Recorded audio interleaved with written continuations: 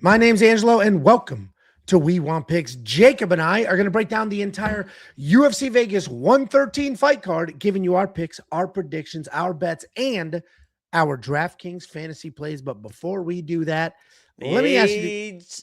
Oh, I didn't know. I thought we were just going to lead in right with the elephant in the room. Jacob and I are in a vlog. He's in part of it. I'm in all of it. We saw fights together and hung out. Watch the vlog. Here's a thumbnail. What's the elephant in the room? Well, I think it's pretty obvious with your voice that people are going to assume, so you might as well tell them the AIDS is back. It's just not as aggressive as it was before, but, you know, I think it's important for the people to know. That's the, I'm a fighter, and I'm not going to make it a whole huge thing. I'm not Jacob. It's not like, look at my scar for my sun allergy. It's not really, like. It's really popping now. I think it's almost like a support scar. Like it knows your AIDS is back, so it's showing its support popping out. But yeah, I'd love to touch on that, Angela. I was a cancer survivor. Yeah. You know, there's a lot of people that it's a horrible disease. I've lost family members from it, and a lot of times it just, you know, it's too much for a person, and you can't blame it. It's a horrible disease, but some people are stronger than others. Some people rise above. Some people kind of, you know, I would ask you, Angela, what's the difference between ordinary and extraordinary? A little bit extra. Just that little extra. And some people have it. And yeah, I did have cancer, and I beat it. I survived it. And I'm just happy to be here with you fine folks. And, you know, if you say fuck cancer, like the video, subscribe if you're new. Watch the vlog. Jacob, after beating cancer, he's just living his best life. We saw some fights. I played some pickleball. We watched UFC 325. I met whole Josh. thing. You finally met afterwards. So then I go live with Josh on Sundays on his channel, and he was like, "That guy's a fucking monster." Holy he's like, shit! Not physically, no. He was like, I finally met Jacob. He's like, he's a lot cooler than I thought he was going to be. I was like, what'd you expect? He was going to yell and scream like an asshole. He's like, yeah. I was like, you realize people like he's normal. Like on his streams, he's excited. He's entertaining. I don't think I've literally ever been called normal, but I appreciate that. I was like, he literally has entertaining 1,600 people for 7 hours straight. Like he's gonna fucking yell and jump around. I was like, but he's a normal dude with a good. I'm not gonna try to impress this guy. Who the fuck is this guy? You know? Yeah. Sorry, I didn't try to impress. Oh, King Thompson. My God, I was just being a normal. You know, I know that the celebrities kind of just like to be treated like normal people, so I was like, oh, I'll just treat them like, oh. That's why they all love Shane Gillis. That's his whole thing. Get your phone out and FaceTime Joe Rogan. Should have asked him. Anyway, watch the vlog. It's a good time. And if you were here last week, and if you're a premium member, you made a couple of bucks. All four of us. You know how hard it is for all the stars to align? There are four human beings at WeWantPicks.com giving you their picks and their bets. And then there's a robot. The four human beings smoked 11 units of net profit, a 43% ROI. My safety parlay hit. Bet Sam's slam of the week hit for the 10th in a row. You know that motherfucker hit 10 in a row? I believe it. I thought it was like 8. I think in my chat people were saying 8 or 9 or something. No, this one was officially 10 in a row, but I think he's hit like 14 of 15. He got robbed. You know where he got robbed? It was John made his last fight. He goes out on a limb sometimes. Like this one, he had what was it?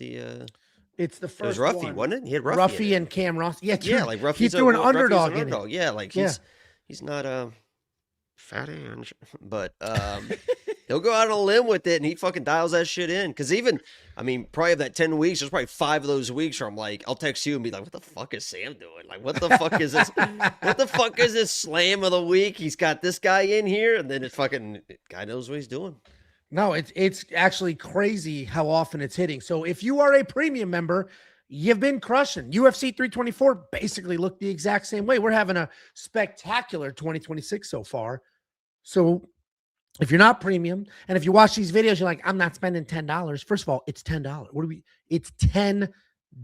What the hell are we talking about? Second of all, it's for an entire month's worth of access, and that access gets you more than just some copy-paste bets. We have a whole slew of tools and a giant facelift that came with Premium 4.0, the data analyzer, the single most powerful tool in this space, period, End of story. You can manipulate data, go through a fighter's entire fight history, deep dive their stats. I am going to get into a rant Sam about. That's what he uses for all his slams. He could. No, he said it. He said it's all thanks to that. And you know what you should be using on your video? This. You go to Tapology for whatever reason. The tape index, which is built into the data analyzer. I go to where? What? What are you talking about? Don't you pull up Tapology? For what? In that video you did the other day, like the whatever the hell, you're in class with teacher Jake. Oh, girls over here. Pick up your pencils, girls. Whoops, drop this, Susanna. That video. Oh, Susanna. All right, anyway. I didn't use Tapology. What are you talking about? Yeah, it was in a freaking, it was definitely in a video. Your look first at one what? this year. Somebody's record, I guess. Josh, damn it, help me out here. Josh, I do look at Tapology, but what's the big idea? This is Tapology, but with the tape index. You have every fighter, their full fight history, how they won, how they lost, what the odds were, how many strikes they landed. You have every piece of information you could ever want right here on the screen. If there's a red play button, you click it, the video pops up. Stuck in my ways. You could do your own tape study right then and there from inside the tape index. The fight simulator simulates fights 100,000 times, and we're batting 1,000 this year using this to predict over-unders on significant strike lines. You can use it for prize picks. You can use it for your sports books. It is by far the most valuable tool. There is another simulator that exists. We didn't invent the simulator. We coded one from scratch. Saber Sim is another one. I encourage you to check out what the fuck they charge for theirs. And then come back here and remember, not only is it $10, it's just a piece of the larger package. We have the line movement tracker as well. Got a nice facelift. This will give you the opening odds, the current odds, the win probability, and the line movement for every fighter on every card with, what the hell are these called? What are the colors called? Conditional logic. Green indicates value. Red is your losing value. And it just really shows you when you need to hop on or hop off a train. Hey, you smoke your whole life. It's going to catch up to you. All of that, $10 for an entire month. Here's what a month looks like. We got this card, UFC Vegas 113, UFC Houston, UFC Mexico with a brand new main event that was announced like 2 hours ago, and UFC 326. Spectacular lineup ahead of us. I love the stretched images. Yeah, they look better on my computer when I upload them to this. They fucking stretch out. Couple super chats and chats to get to. Oh my God, Action. There's what incredible odds. He put odds on something in the chat, and those odds are unbelievable. Minus, dude. What are you? Have you new here? Yeah, it should be it's minus. It'll be. It should be the. Now that you said it, it like everything in me is telling me they're dry. You as look hell. like powder right now. Yeah, why is it? The lights are. Oh my God! See if you can bend a spoon. Go get a spoon and see if you can. First of all, those are my jokes. You can't take my jokes that I used on you, never and try to use them on don't me. know that what actually happens in the movie. We literally have shorts of me calling you powder, saying I know you walk you by know locker rooms and the locks float up. the movie, but you don't know like the ins and outs of the movie.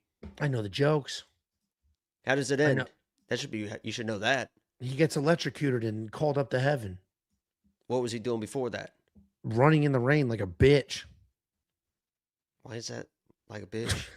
Angelo, Jesus wept, so I think a man is allowed to cry. Okay. A couple super chatterinos. $2 from, this seems like I shouldn't be able to say it, but Chinese Chungus. And that's Chinese Chungus. We love Chinese Chungus. 2 bites for a 13-inch corn dog. Seriously? Okay.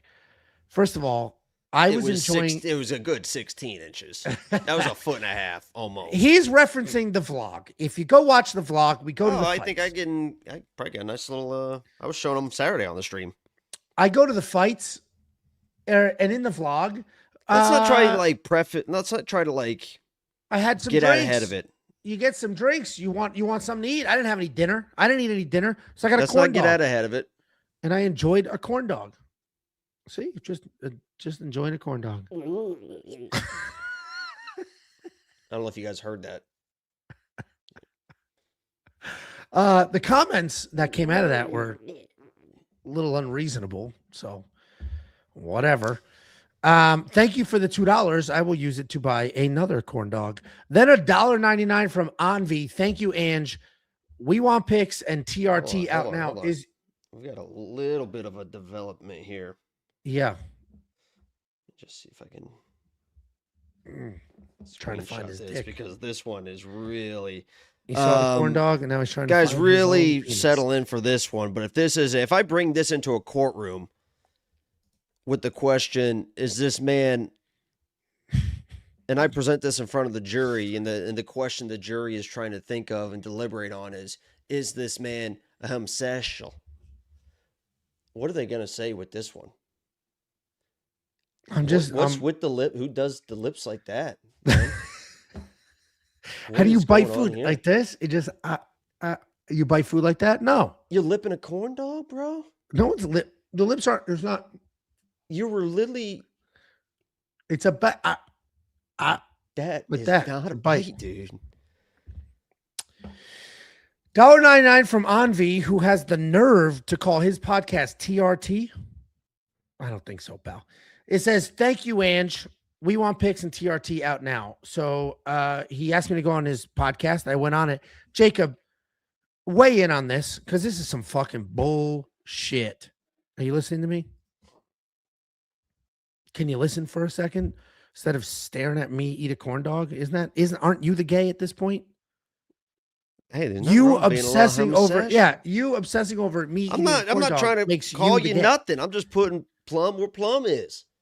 I bet you where you'd like a plum to be. God, can you look at your lip action? Do not make this a boomerang. Oh my God, dude. I'll be honest with you. I'm getting a little turn on this one.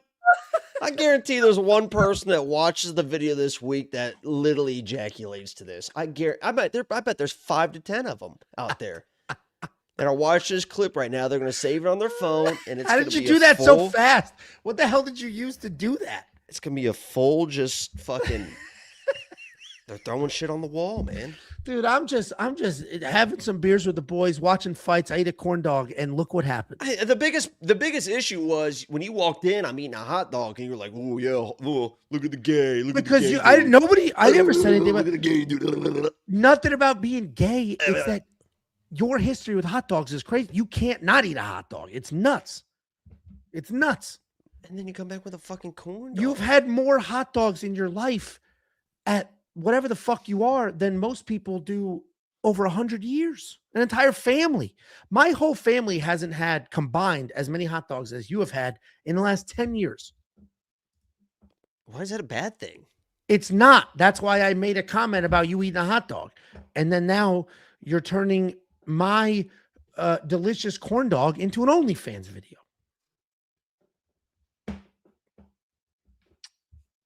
Can you weigh in on something for me? I'd love to. Thank you, Chinese Chungus. I did Anvi's podcast, and he asked about the history of We Want Picks. And I said, we really turned a corner. Like, it really blew up on that video where you made the jokes about doing the graphics for Alonzo Menafield and William Knight and like whatever. That was the point when we're like, hey, we could just bust balls and have fun. We don't need to be serious here. And so the comment I made, what is that? First live stream.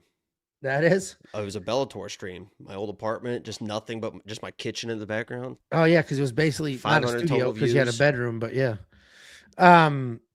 So the comment I made, that Justin Bieber performance. Let's really dive into the fucking Grammys. Oh my God! Can you want to talk about jerking off to another man?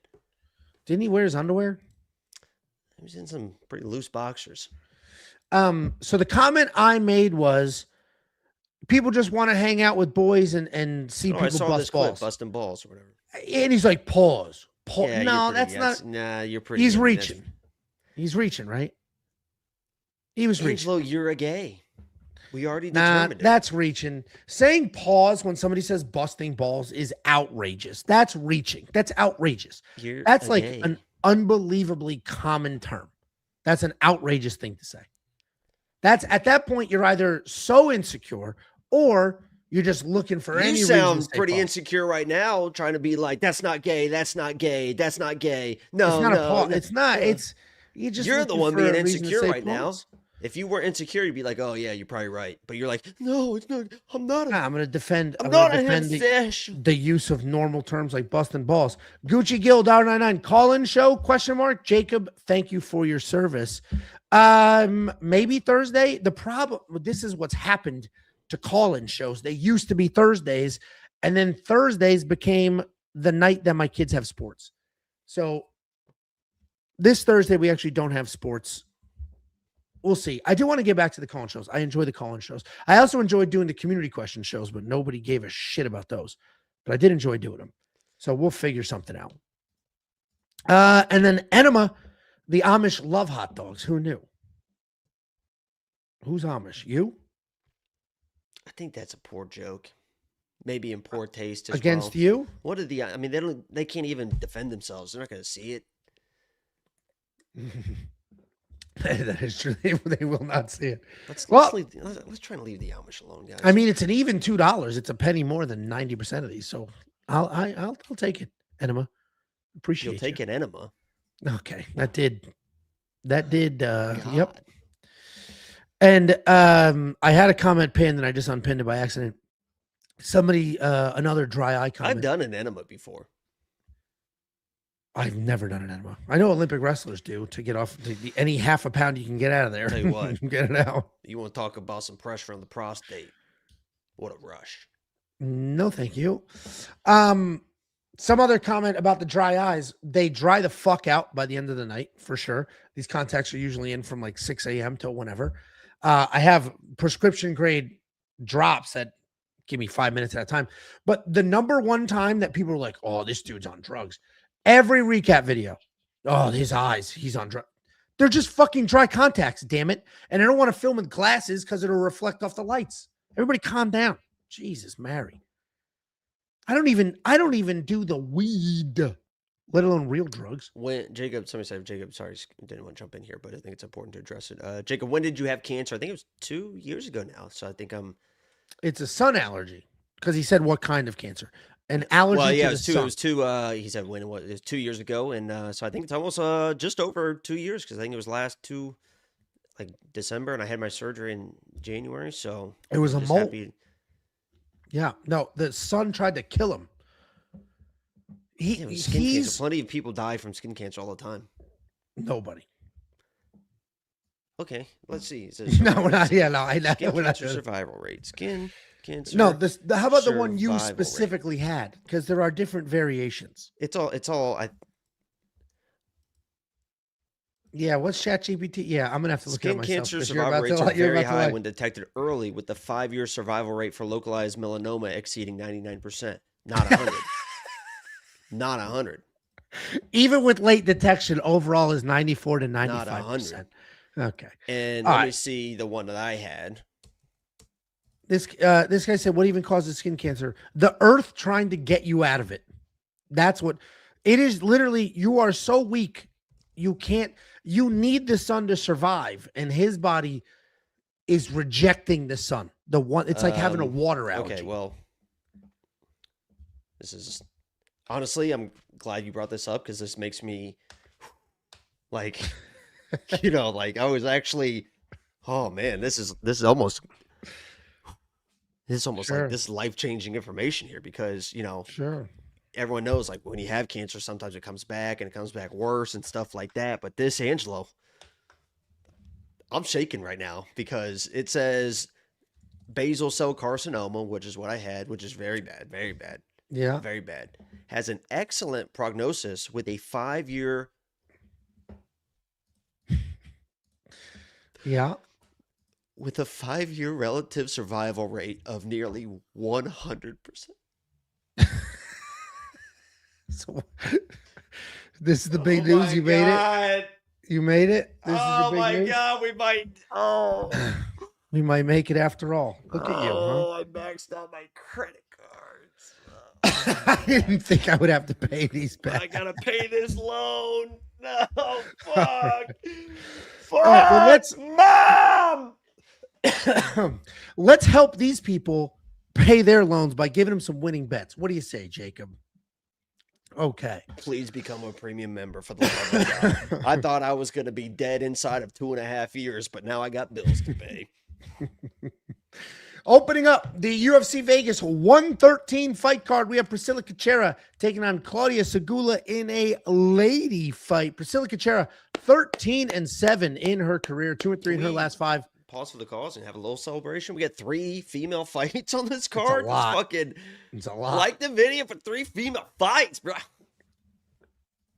2-3 in her last 5, coming off that nasty KO loss to Jocelyn Edwards, taking on Klaudia with a K, Sygula with a Y. 7-2 in her career, 4-1 in her last 5. She is coming off her first ever UFC win.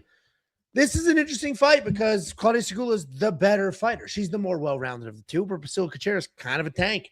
Anybody who shaves half the head and leaves the other half is a bruiser. Powerful what about striker. Those cancer patients we were talking about. You just shave the whole head. Powerful striker, heavy pressure. She's going to throw big punches. She's going to march forward. She's going to try to bully you to the ground. She has a negative striking differential. You can see here it's about 4-7, which means she'll hit you 4 times, but you could hit her 7 in return. She's a bully fighter, and if she can bully, then she's going to be hard to deal with. If she can't, she'll get knocked out like she just did by Jocelyn Edwards, where she really just marched forward and threw punches from her hip. Taking on Klaudia Sygula. She herself is also a striker. She's not afraid to engage. She prefers, though, to dance around the outside, then clinch. Inside the clinch, she'll throw uppercuts. She'll throw some knees. Her get-up game is not fantastic if you take her down. She actually just tends to hang out looking for submissions instead of just creating room and getting out of there. She is coming off that decision win over Irina Eliskiva, where she also was just spamming overhands, but then she started to dial it in late. Neither one of these women are like spectacular fighters. They're both kind of fun, especially for this division. They'll just move forward and get after it. If Klaudia can control her motions, stay on the outside, let her hands go a little bit, but not fully engage, Klaudia will win this fight. She's the better overall fighter.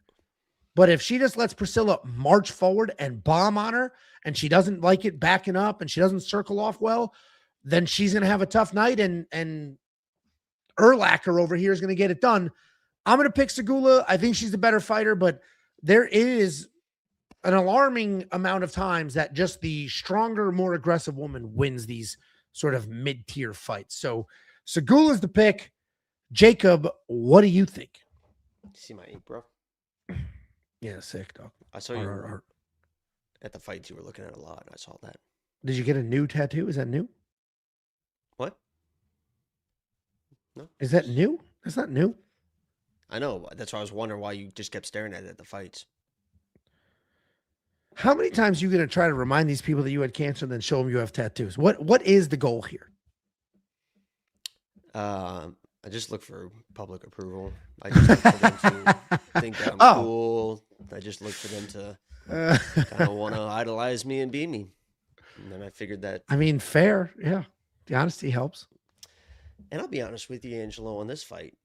And this is going to sound like the craziest thing maybe you've ever heard in your fucking life. So you might want to sit down for this one. This fight is the bantamweight female Timu WNBA version of Justin Gaethje.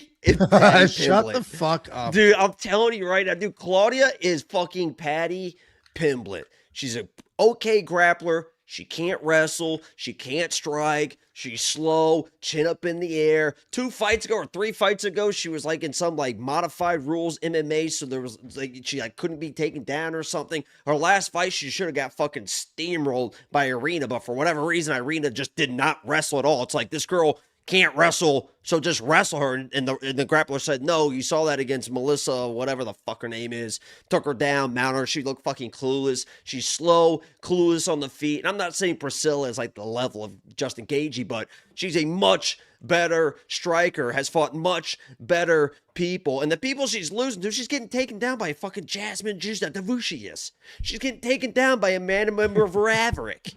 She's getting taken down by these people that are like actual fucking wrestlers, actual fucking UFC female fighters. I think Priscila gets in this girl's face and she's like flinching and like doing stuff like this, and Priscila just walks her down and fucking knocks her out in the first or second round. to be fucking completely honest with you. I think Klaudia fucking is horrible. And maybe she's able to get up. She doesn't really shoot takedowns. Like, she goes and, like, awkwardly strikes into, like, clinches and then just tries to work, like, body locks and trips and stuff like that. It's like, the second she starts, like, reaching for Priscilla's going to be like, oh, okay, thanks, stupid ass, and just fucking knock her out. There you go. We are on opposite sides of this one, but it's not crazy in the female fight where just the more aggressive, stronger, more vicious fighter ggets it done. Priscilla's an actual fighter. This girl's fucking like the pretty girl that just dances around, does it, athletic. Fucking, she's not very coordinated. She's not fast. She's not powerful. She's not strong. She can't strike. She can't wrestle. But sure, you guys have fun with the minus 150. Look at the odds. She started at minus 300. It makes more sense, but it's like, and I'm not saying like put all your money on Priscilla, because if she gets taken down, like, she's probably not fucking going anywhere, and she overswings, so the takedown attempt could be there. But I think Priscilla by knockout, first or second round, bump it up, baby. Let's take a flyer on that. There you go. $7,600 in DraftKings Fantasy. That would make a lot more sense than the $8,600 on Klaudia, because Klaudia does need the wrestler to score those points. Otherwise, she's hanging on the outside, dancing around, which I don't know how well that will go for her. We have been dominating this year so far. UFC 324 was a wildly profitable event. UFC 325 was a wildly profitable event, and that is on top of all of the tools and everything else. Go to the website, check it out. It's freaking $10. If you hate it, cancel. If you love it, you keep it. It's fucking $10. WeWantPicks.com. Click become a member at the top. Charles Johnson got his fight. Who did? Charles Johnson. Who's he fighting? Bruno Silva, March 14th. Got a new fight. Oh, they just swapped. They just swapped people around there. There you go. This dude commented this 11 times. Angelo, serious question. Do your kids love Jacob more than you? Not more than me, but they do like Jacob quite a bit. The little one actually kind of treats him like shit, but they do like Jacob more than me. He's kind of like pretty mean. Yeah, I don't see him very often anymore. A couple times a year now. No, because now you stream on all the pay. I don't get invited to anything else. So I invite you to literally everything, every holiday, everything. I mean, I don't know why you gotta. Nobody's gonna believe you. Tell the truth. Yeah, nobody's gonna believe you. I'll just start screenshotting the invites and posting them online. I don't give a shit. I invite you to everything. And you're like, oh, there's people there. No thanks. I was a treat Saturday. I was making everybody laugh. I'm glad you came Saturday. Saturday was a good time. I mean, Friday. Yeah, Friday. Felt like Saturday because there's fights. Next up, at UFC Vegas 113, we have Muin Gafurov taking on Jakub Wiklacz. Now, these odds right now, Jakub. These odds have Muin as a favorite. It also shows that he opened as a favorite. He's still currently a favorite and just tightened a little bit. What it doesn't show is the middle part where Muin was a straight up underdog for like a good chunk of time. A genuine underdog. If you go back to when I broke this down on friggin' Sunday, the dude was a dog. And then people's senses started to revive themselves. Well, and realize he's a former lock of the week. And now here he is, a small favorite. We got Muin Gafurov, 20-6 in his career, 3-2 in his last 5 years, coming back after a year away, taking on Jakub Wiklacz, 17-3 in his career, 4-0-1 in his last 5. He just beat Patchy Mix in what I thought was not a great decision. Muin Gafurov, he's a Tajikistani, a Tajik. This guy's a wrestler. He's got power in his hands. He'll plant in his hands. He'll plant his feet. He'll trade punch for punch with anybody. He's not afraid of anything. He's very exciting, incredibly high pace. He's got solid skills everywhere. He has power in those hands. He has good wrestling. He has forward pressure. The cardio, 70%. He does lose complete control of some situations, though, and he'll just end up in a brawl for no reason whatsoever. He's coming off that giant underdog win over Rinya Nakamura, where he was just literally spamming overhand rights, and every single one of them was landing.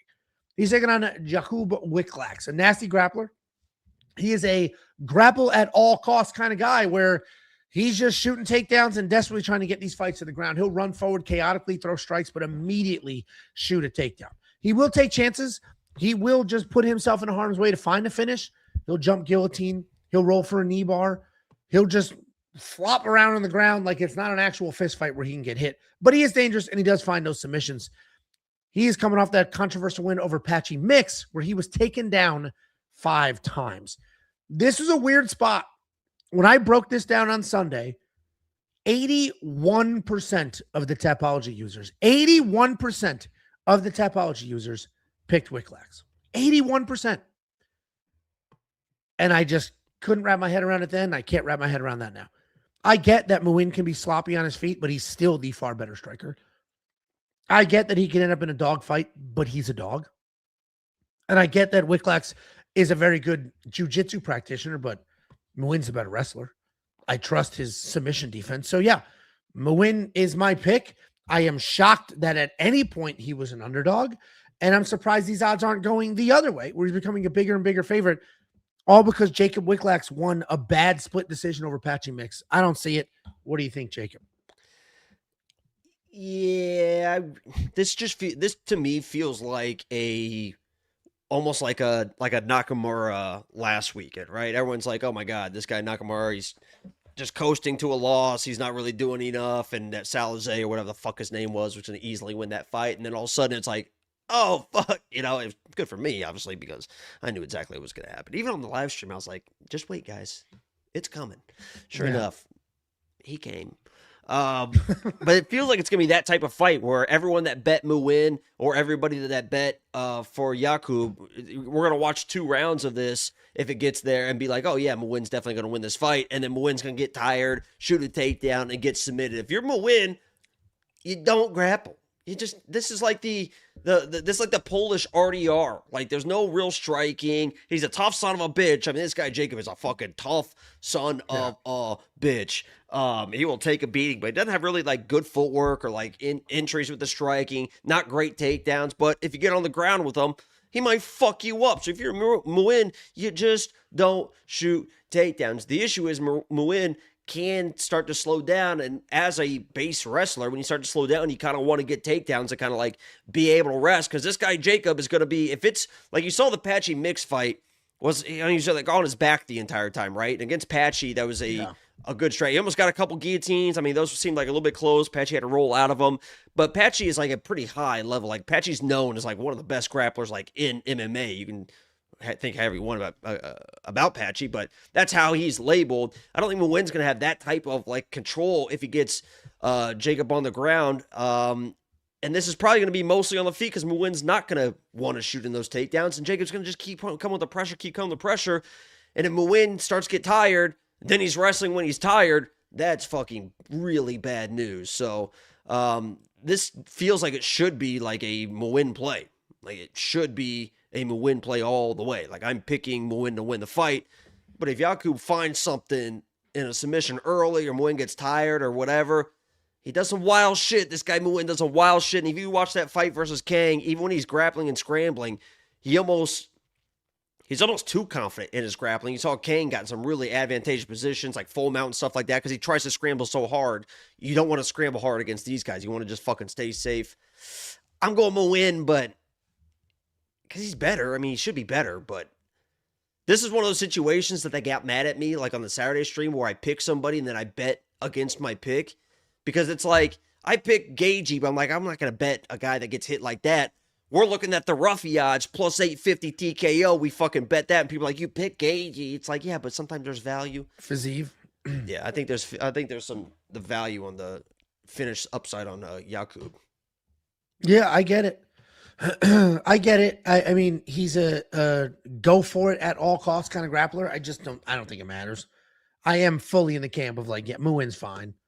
He's a dog. He's got heavy hand. Obviously, the cardio is a concern. He does a lot of stupid shit. He does do stupid shit, but we're basing overthrows. I mean, he's Mr. like overthrow, fall off balance. And these Jakub guys, they just get a hand on you and they're just Velcro. Yeah, but there's a million. I mean, I picked them, so I get it. I'm just playing devil's advocate right now. Yeah, $8,200 in DraftKings Fantasy to $8,000. Obviously, if you feel that Wiklacz can get this done and he can get it done by submission, then the $8,000 will be worth it for sure. $8,200 for Muin. I guess it really comes down to if you think he's going to wrestle or just bomb away. If he's going to bomb away and just spam overhands, it actually might not be worth the money. This should be a fun fight, though. I am anticipating this to be I'm going to say back and forth, even though I'm pretty confident in win here, but I think it'll be a slobber knocker and just a fun, just scrap early on in this card. If you do want to check out every pick, every bet, every tool, we have over 16 units on the board right now as of Tuesday night. And last week we had 18 dominated. Week before that, I believe about 18 dominated. Check it all out right now. It's freaking $10. WeWantPicks.com. Click become a member at the top. Next up, here we go. At UFC Vegas 113, we have Cong Wang taking on Eduarda Moura. Cong Wang 8-1 in her career, 4-1 in her last 5. She's coming off that decision win over Ariane Lipski or Dos Santos. Taking on Eduarda Moura, 12-1 in her career, 4-1 in her last 5. She is coming off that decision win over Lauren Murphy. This is a fun fight. The odds are starting to get a little wide here. They're starting to take off. Minus 380 for Cong Wang, almost 4-1, where she was much more affordable just 3, 4, 5 days ago. And I get Jacob it. Pick them now. Yeah, that line will probably go back and forth constantly. Don't yell.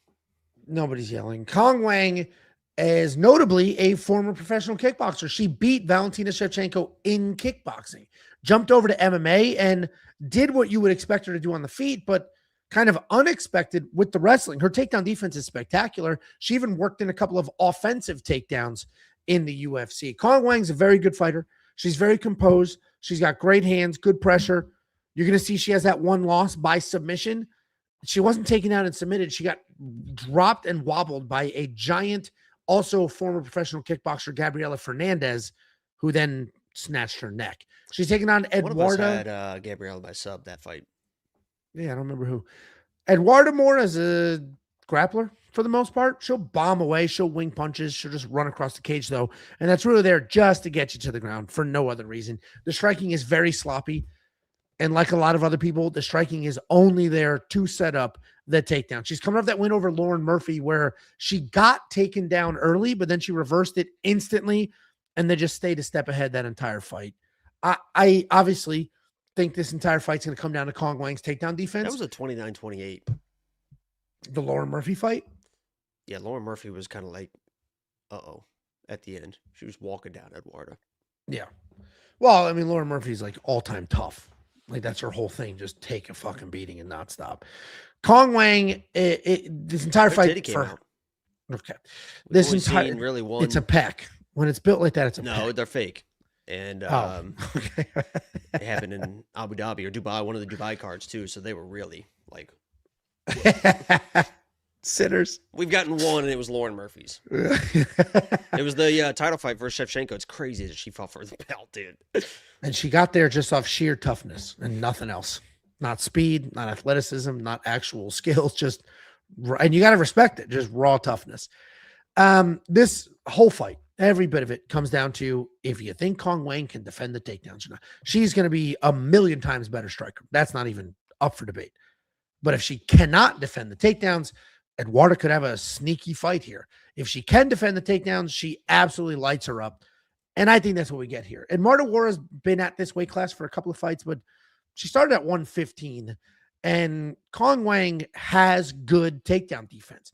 She's not like only a kickboxer that gets taken down. She's useless. So I trust Cong Wang to keep it standing. I trust her to light up Moura. This is Las Vegas. Even if Eduarda has a takedown or two, Las Vegas doesn't give a shit about your empty, useless takedown. So Cong Wang's going to be the pick. What do you think, Jacob? Yeah. Fuck.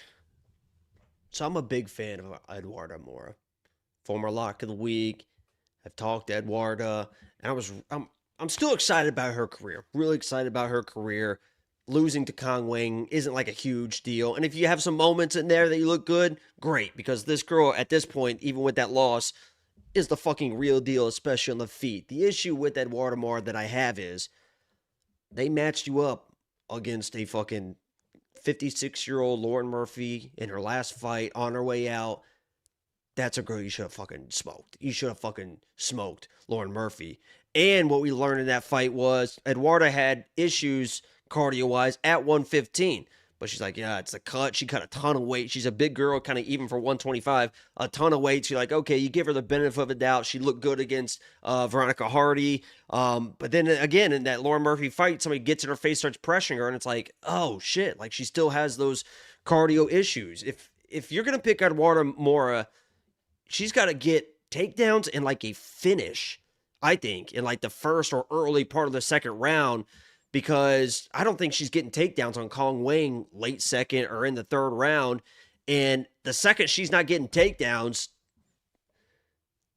what did I say about Torres Finney? If he's not getting the takedowns, it was fucked.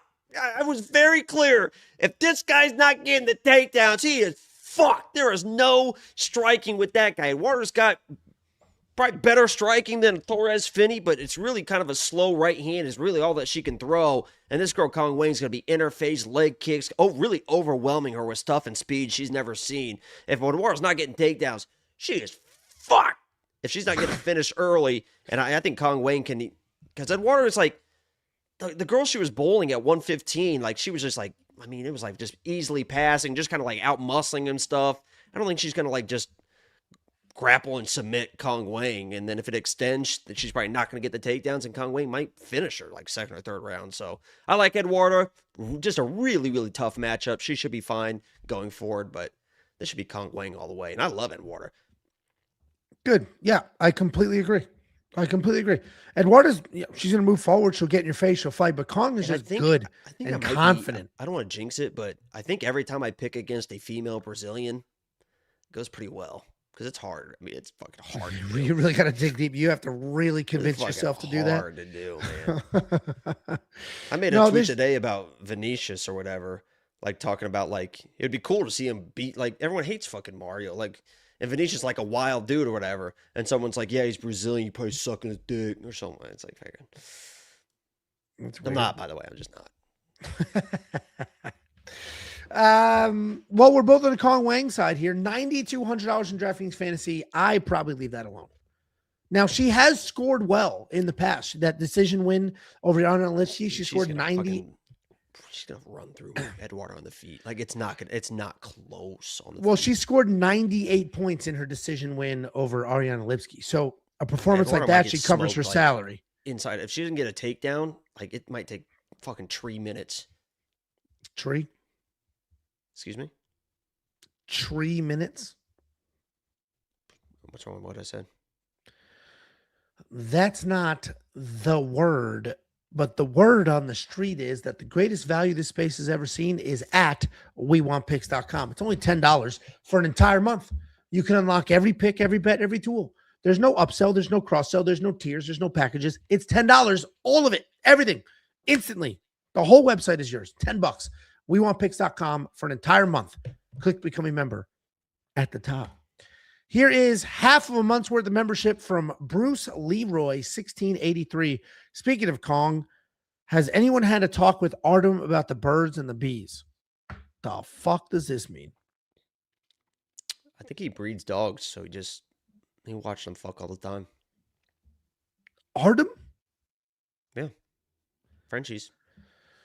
He's breeding them. Little dogs? That explains the soullessness you got to put it in eyes. for him. They don't know what the hell they're doing. Yeah, it's fucking. It's just like, oh, God. Jesus Christ. Next up at UFC Vegas 113, we have Said Nurmagomedov taking on Javid Basharat. Couple of notes here.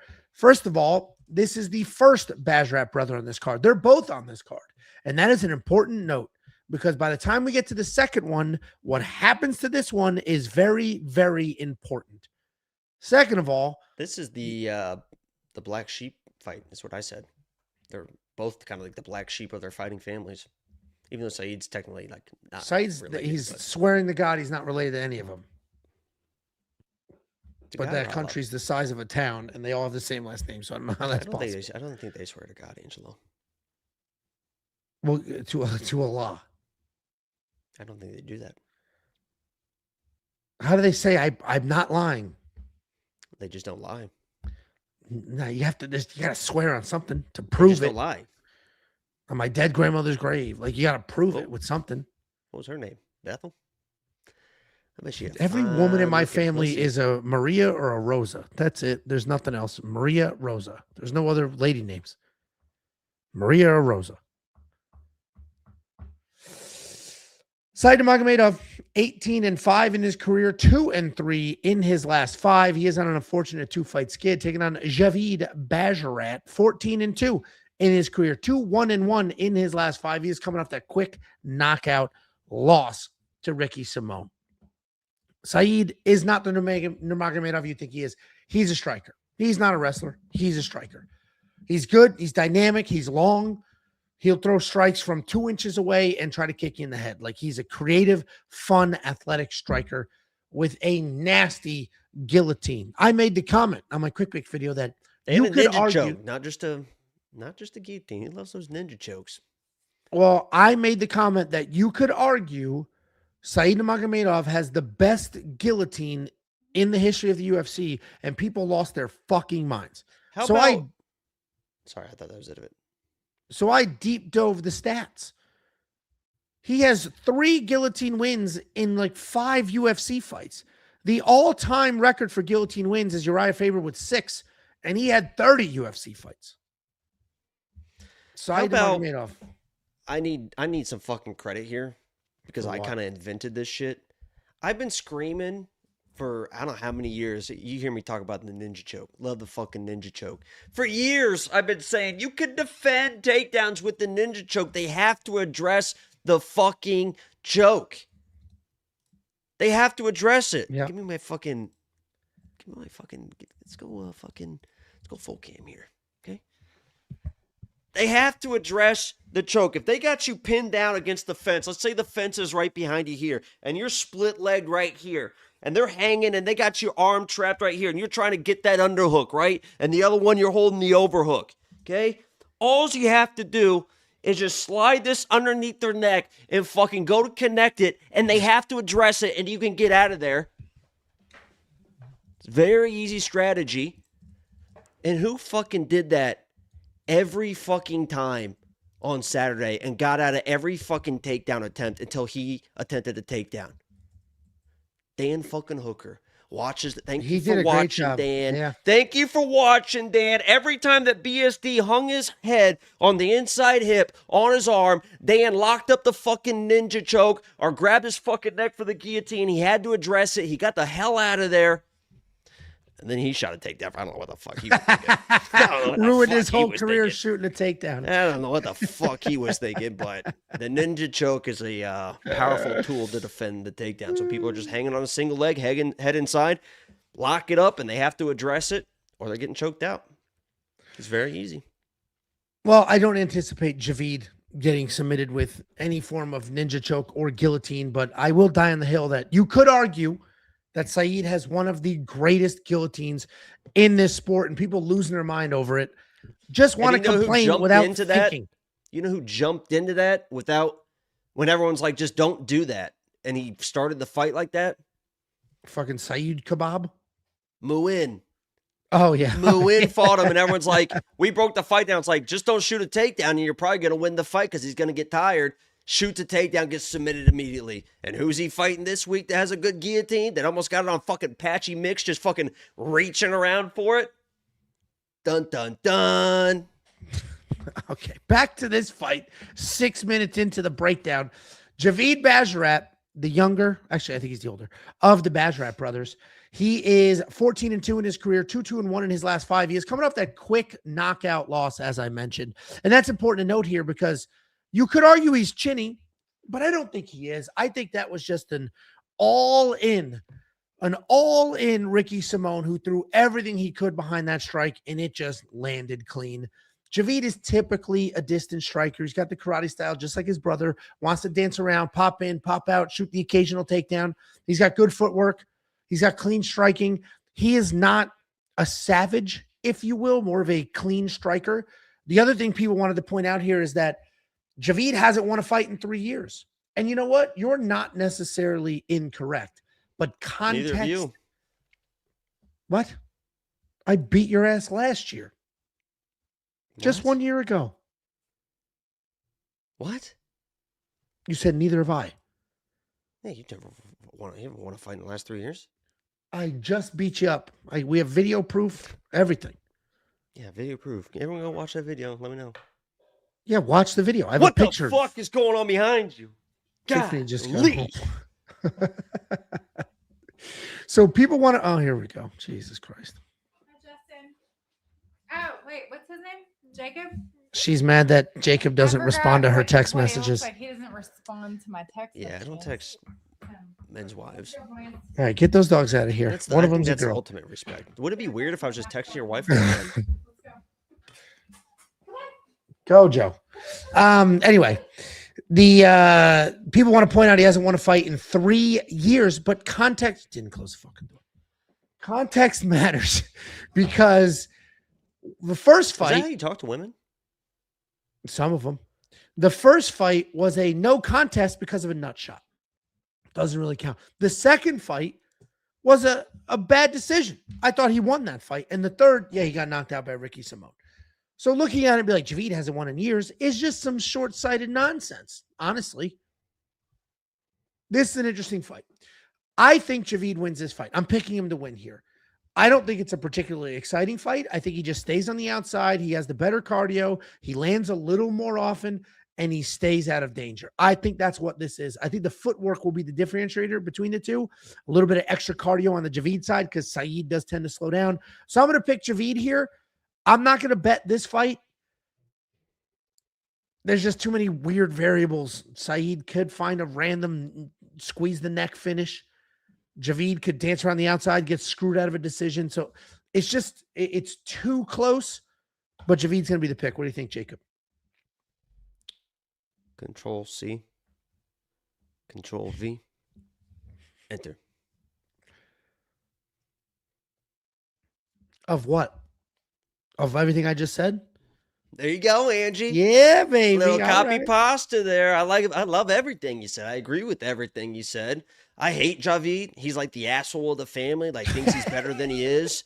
Like even that, like he deserved to lose that Ayman Zahabi fight because he's like pressuring forward, but he's like fucking. He's basically like fucking around, like he was acting like he's fucking dominating the fight and stuff like that. So fuck this guy. I'm not putting money on this guy, but he should be a good enough fighter to know don't shoot in that guillotine. He maybe can do it late, but I think it's exactly as you describe him, just kind of dancing around, and eventually he's moving forward on a guy like Saeed, who early is going to throw like the big kicks and try to be the aggressor and the bully and stuff, but he weathers the storm, then he starts walking down Saeed a little bit. It's probably just a boring fucking decision win, but again, same situation. If Saeed comes in and Javid starts shooting takedowns and then Saeed grabs his neck, or even when he's in his guard, like he reaches over and like for the guillotine and stuff like that, you know. There we go. Both of us on the Javid Basharat. Slight favorite here, -134. If you have the nuts for it, go for it. I'm going to let this one sit. $7,900 in DraftKings Fantasy to $8,300. Javid will never be worth the $8,300. Saeed could be worth that $79 if he finds a finish, so maybe a little bit of exposure in your lineups. You could also expose $10 to WeWantPicks.com. It's only 10, less than any value meal. How many? And this is a little bit personal, but I kind of like a real number. Mm-hmm. How many people do you think you've exposed yourself to? Against their will, or like, you know, they knew what was happening? It's just a simple question, but if you want to be weird about it, sure. How many have you consent? How many have you Louis C.K'd? No, he asked for consent every time. His issue, and he didn't even show it. He did it on the phone. He actually was of all the people who got me too. His is kind of ridiculous. His is kind of ridiculous. You're a masturbation apologist? Like, it's a weird, filthy kink that he has, but he would say, do you mind if I do this? And their argument is, you know, he was never anybody's boss, but their argument, he's such a powerful guy in this space, like whatever. But like, what else do you need? The guy asked permission. What else do you need? I mean, I know how it asked feels to be. Permission. When you FaceTime me and say, "Do you mind if I do this?" I can't say no. You're my boss. Like, I ask you for things every week on these streams, and you never agree. What? Take I'm your not going shirt to act like you're my boss in front of the people. I'm not going to fucking. I'm not going to What? let you fucking big brother me and fucking What? in front of my people. But Anyway, you put the pressure on me. You do the same stuff. that's Don't my never nipples happened. look pink? And I said he was never any of those people's boss. He was just a prominent figure in the space. So they're like, I felt like I had to, which maybe you do feel that way. But at the end of the day, the guy asked for permission. You're a And you didn't say masturbation anything. It was on the apologist, phone. and you're a victim blamer. This is crazy. Masturbation apologist to a victim blamer. No, that one was outrageous. That one, of all the horrific things that happened, Those poor once you girls are start traumatized, Angelo. once you start including things that people agree to, now it's just ridiculous. You are a big fucking sex pervert. You're a pervert. My favorite term is what Stavi called Cuomo, a sex pest. You sex pest. Anyway, damn it. When's the last time you bought a gerbil?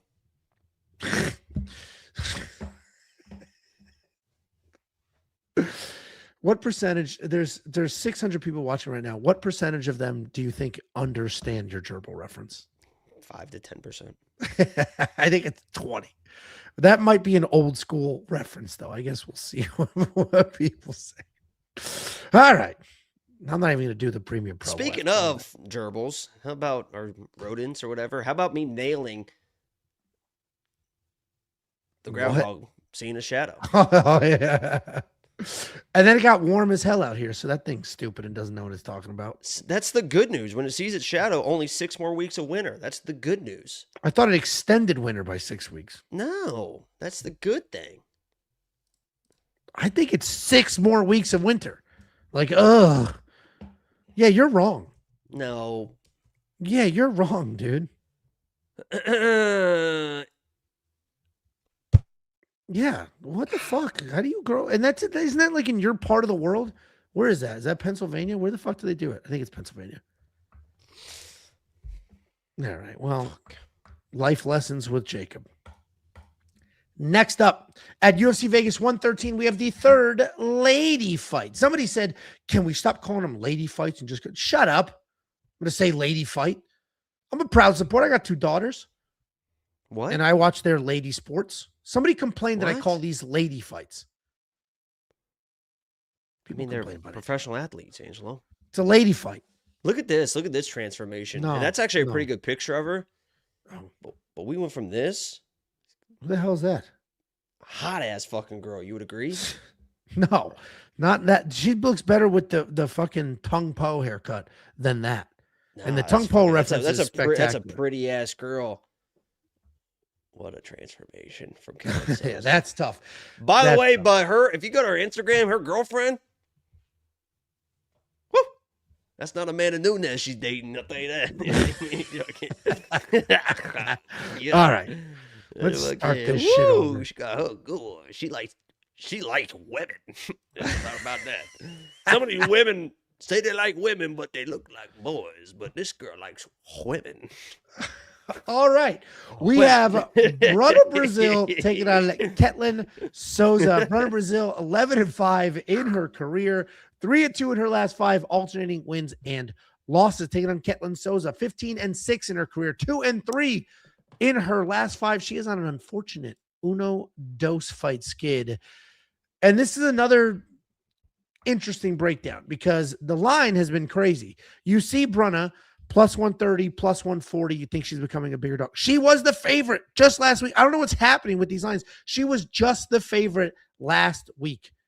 Somebody said I'm Googling Bruna Brasil's wife now. That wasn't Bruna Brasil he was talking about. I think her girlfriend's cute too.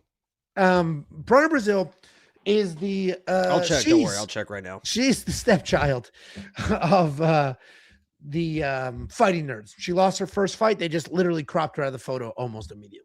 She started as a fun, creative, in-your-face, aggressive striker. Oh my God, her girlfriend looks like Amanda Nunes. And then over time, she turned into a pitter-patter distance striker. She tried to get too clean. She's tried to get too fluid and smooth, where her success was coming when she was just moving forward and staying aggressive. I lied. She's taking on Ketlen Souza. Ketlen Souza is a pressure fighter. Heavy strikes, occasional takedown. Everything she does is heavy. She throws big, heavy kicks, big, heavy punches. She'll crush with elbows. She's always looking to do damage, and she's always moving forward. She does rely on her strength far more than her actual technique. She's coming off that decision loss to Bajeda Rodriguez, where she was taken down 7 times. And honestly, I'm surprised to see Bruna as a dog here. To me, this should be an easy Bruna pick. And so I'm going to do that. I'm going to pick who I think is the better fighter, who I think is more well-trained. My issue is she is just trying to be a You're being biased because she's at the Fighting Nerds. No, I said she was the redheaded stepchild, no offense, of the Fighting Nerds. They immediately cut her out of all their... You want to talk about scarfing a corn dog? You and fucking Kyle Barallo were fucking... Oh my God, you're so tall. Look how tall you are. Nah, that motherfucker, he lies down about his stats. He's fucking gigantic. That was the conversation. You're like, wow, you're so big. You're so, wow. I was like, what do they have you listed as? Look at these shoulders. Like, wow. Oh my God. None of that happened. Neck. Oh, I was like, God. what do they have you Free listed spirit. as? Because you're not 6 feet. I'm picking Bruna, okay? As a dog, I think that she's just the better, more skilled fighter. And as long as she doesn't have a brain fart and do absolutely fucking nothing here, she should win this fight. What do you think, Jacob? I think you're being extremely biased for just because she's at the Fighting Nerds. And I think it's a little bit unprofessional. And I think you should look at this fucking guy. Yeah, how many bets did you have on Cody Brunage? Unprofessional bias? One for a first-round finish. I had $25 on it. And on Charles? Biased, unprofessional? We had fight does not go the distance and under 2.5, so we cashed on both of those. Okay. Who do you think wins this fight? Well, just facts are facts, Angelo. Honestly, I did see that, I did see that Ketlen now is trading at Team Hebos. And I think she could be the next champion. I honestly think that she really has what it takes to never lose again in her career. Obviously, Team Hebos is an incredible gym. It's a great gym, great place to learn, great people. There's a lot of great people at that gym. You got Amanda. I couldn't remember think of her name. You got Amanda Hebos there. Her dad runs the stuff. Good judo, good striking, good wrestling, good grappling, all that type of stuff. So, if you're Ketlen Souza in this fight, you got to be a bully. She kind of fights like a Jessica Andrade, maybe not as aggressive, but still same type of style. Either you're going to stay at distance and get point fighted and leave it up to the judges, or you getting this girl Bruna Brazil's. What was that? Point fighted? Yeah, fighted? That seems to make sense to me. Fighted. Are you gonna fucking turn the lighting down, or I gotta fucking look at this glow all it night? Keeps, dude, it's Are you on 14. pregnant? Because you're fucking glowing, you fat fucking bitch. Apparently, I hit a trigger. Ketlen either gets inside and wins this fight, or she doesn't and she loses a boring decision. I think Ketlen's going to get inside, be aggressive. That's the Hebos style, get in her fucking face. She's a good striker. She can wrestle and stuff too, but... Okay. We're doing one of those? Yeah? What? Okay. We're going to do one of these?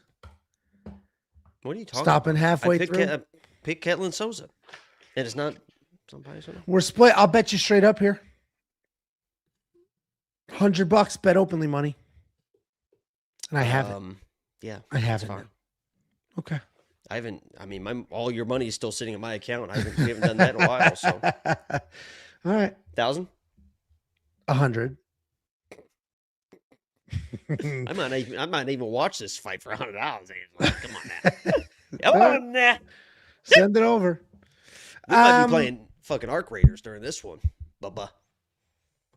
Have you played it yet? No, that's so fucking nerdy, dude. That ain't what? Me. What? Describe the plot of the cool video game you play. What happens in the game? Well, if you're me, you walk up. No. What's the plot of the game? What do you mean? Are you a wizard? A creature? No. What are you? No, you're a soldier, Angel. A human? Yeah, what the hell do you think this game is? I just pictured some fucking wizard bullshit. No, you're a fucking loaded with guns and you kill people. You see me on the fucking streets, I'm masked up. Fuck. And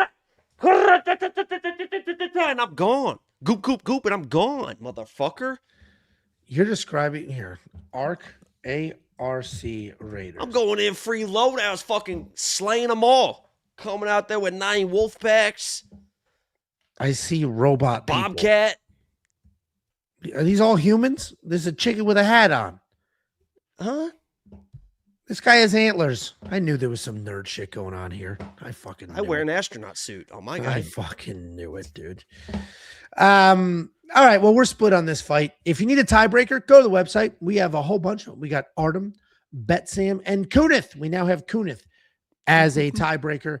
Check out every pick, every bet, every tool. Check out the artificial intelligence. Right. Check out everything we offer for only $10 a month. WeWantPicks.com. Yo, someone asked if I ever shot a gun. I've told that story before, but yeah, my friend in high school had a father that was a pretty wild guy. Former weightlifter, former like bodybuilder, super nice, super cool dad, but he was kind of a unhinged guy at times. And I was good friends with my friend, so like when I would go to his house, I could just like walk in the back door. Like it was just that type of house, you know. I'm sure. Well, I don't know if you've ever had friends like that, but you know, you just kind of walk in. If the family's sitting there, they say hi, and I just go up to my friend's room, close the door, and you know, whatever happens. But there was one night where I was walking through, and I opened up the sliding door, and he's standing there. And I'm like, "Oh, hey, how's it going?" He goes like this, country dude. I mean, this is Southern Indiana. He's like, "You ever shot a gun before?" And I was like, at this point, I'm like 16, 17 years old. I was like, no, I've never shot. He's like, you want to? And he goes like this out of his fucking wherever, and he has a handgun. I don't even know. I can't remember what it was, but it was like a real deal fucking handgun. And they lived in the woods, but it's not like woods. He's like, take it and fire it and take it and shoot it in the woods. And I'm like, okay, like fucking, like I'm a 16-year-old, like fuck yeah, like okay. So I grab it, and you know how I was fucking small. I was like 5'3", 90 pounds on my driver's license at 16 years old. I'm like, does it kick? And he starts laughing. Should have known then. I was like, does it kick? And he's like, no, it's no big deal. No ear protection, no nothing. I just lined that thing up with like one hand. Boom! That was I could not hear for literally 20 minutes. I went up to my friend's room afterwards, like fucking, like concussion, like shell shocked, like walking up there. He was talking to me. I literally couldn't hear. Almost broke my fucking wrist. So yeah, I've shot a fucking gun before. Handle it fine. You and I went. We did the sporting clays. So we did that. We did do that. Yeah. Long day. Okay. We have a super chat. All it says is 3. $2 from TJ Brewer. 3. Did you give people a multiple choice? Is he voting on something? What does Angelo's weight start with? He said 3. Thank you, TJ. And you're right. You got it. It does not. It absolutely does not. Oh, we got Mr. Celebrity in here. Look at that. Every time when we were at those fights on Friday night, God damn this guy, every time somebody walked by, he'd be like, "Hey, Josh. Hey, I'm Josh. Who? Josh Thompson. Hey." Oh, Every time I was like, "What's this guy Nice to doing?" meet you. And Angel's Nice like, to "That's just what he does." It's like he thinks that people are like want to talk to him, so he's like, every time somebody walk by, "Hey, Josh Thompson. Josh Thompson." It's like I thought it was weird, but I'm gonna get a text tomorrow. I didn't really do that. Why does Jacob say I do that? I don't understand. no, I like Josh. Josh was fun. That was $9.99. Gabe Gordon 2953. One of the most entertaining shows out. We appreciate you because we're definitely gonna get complaints about the ranting. The amount of people who are gonna Is he throwing complain. seeds up in that? Yo, we throwing seeds up, Gabe. What the hell's going on? Dude, thank you for the super chat. Shit. Angelo doesn't know what that means, but he's got For crit. You said what now? I didn't say it. I said crit. The amount of people that are going to complain about Jacob on side tangents is over under on 100. Oh my God. He said goodnight, old asses. He's pissed. Dude, he's literally 50. Great looking guy though. We're not. Dude, every time he took his hat off and did like the He did that about 15 times. I'll tell you that. Just You're on that path. Your hair's going absolutely fucking nowhere. no. There you go. Okay. Next up at UFC Vegas 113, we have the newest fight on the card. This was announced either earlier today or late yesterday, but out of nowhere, we have Nikolay Veretennikov taking on Niko Price. Nikolay Veretennikov was already a short notice addition to this fight card. Then his opponent, who was originally on it, dropped, and then Niko stepped in to replace him. So basically, short notice on both sides, with Niko being far shorter notice. Nikolay Veretennikov, 13-7 in his career, 2-3 in his last 5. He's coming off that grappling loss to Punahele Soriano. Taking on Niko Price, 16-9 in his career, an astonishing 1-4 in his last 5. He is stepping up on short notice. Niko's a fun guy. He has a willingness. I'm always honest about biases. Let's hear it. No, it's your try. There was one guy in here that you dated. Not well. I mean, you said you. What the fuck? Well, you rolled. I mean, it's pretty much dating. Yeah, like 10, no, more than 10, like 12 years ago in Cape Coral, Florida. Listen, if there was some random Brazilian female that I slept with 12 years ago, I'd let people know like this. I slept with her. So there was no sleeping, and I'm not picking him to win. So there's not really a bias. So it could be a bad experience, or you're anti-biased. But go ahead and tell him. I mean, your relationship with Mr. Price. Rolled with the kid many, many years ago. Then actually his coach, well, at the time, his coach was like, you know what? Let's make it up here, boy. What is that? at the time, his coach was like, can you get him a fight, whatever? Because I was still managing fighters pretty heavily. Got him a Bellator contract. He like doesn't sign it, dragging his feet, got signed by the UFC right after. So good for him, because that was the right move, because this dude has had a ton of win bonuses, made a nice little career for himself. He's going to end up in the rankings? No. Is he ever going to be anywhere near any sort of meaningful, main card bout? No, not really, but he's fun. He'll be here for a while. And he's exciting. He moves forward. He bombs away. He's got decent wrestling. He's got decent jiu-jitsu, but none of it matters because he's just out there trying to have some fun and go absolutely berserk. That's it. Off his back, throwing up kicks. He has knocked 2 different people out off of his back. He's taking on Nikolay Veretennikov, a fast, powerful, aggressive striker. He plots forward. He throws everything as hard as he can. He'll occasionally set them things up with low kicks, but for the most part, he's going to throw big hooks. He'll launch right hands. He is durable, especially on the feet.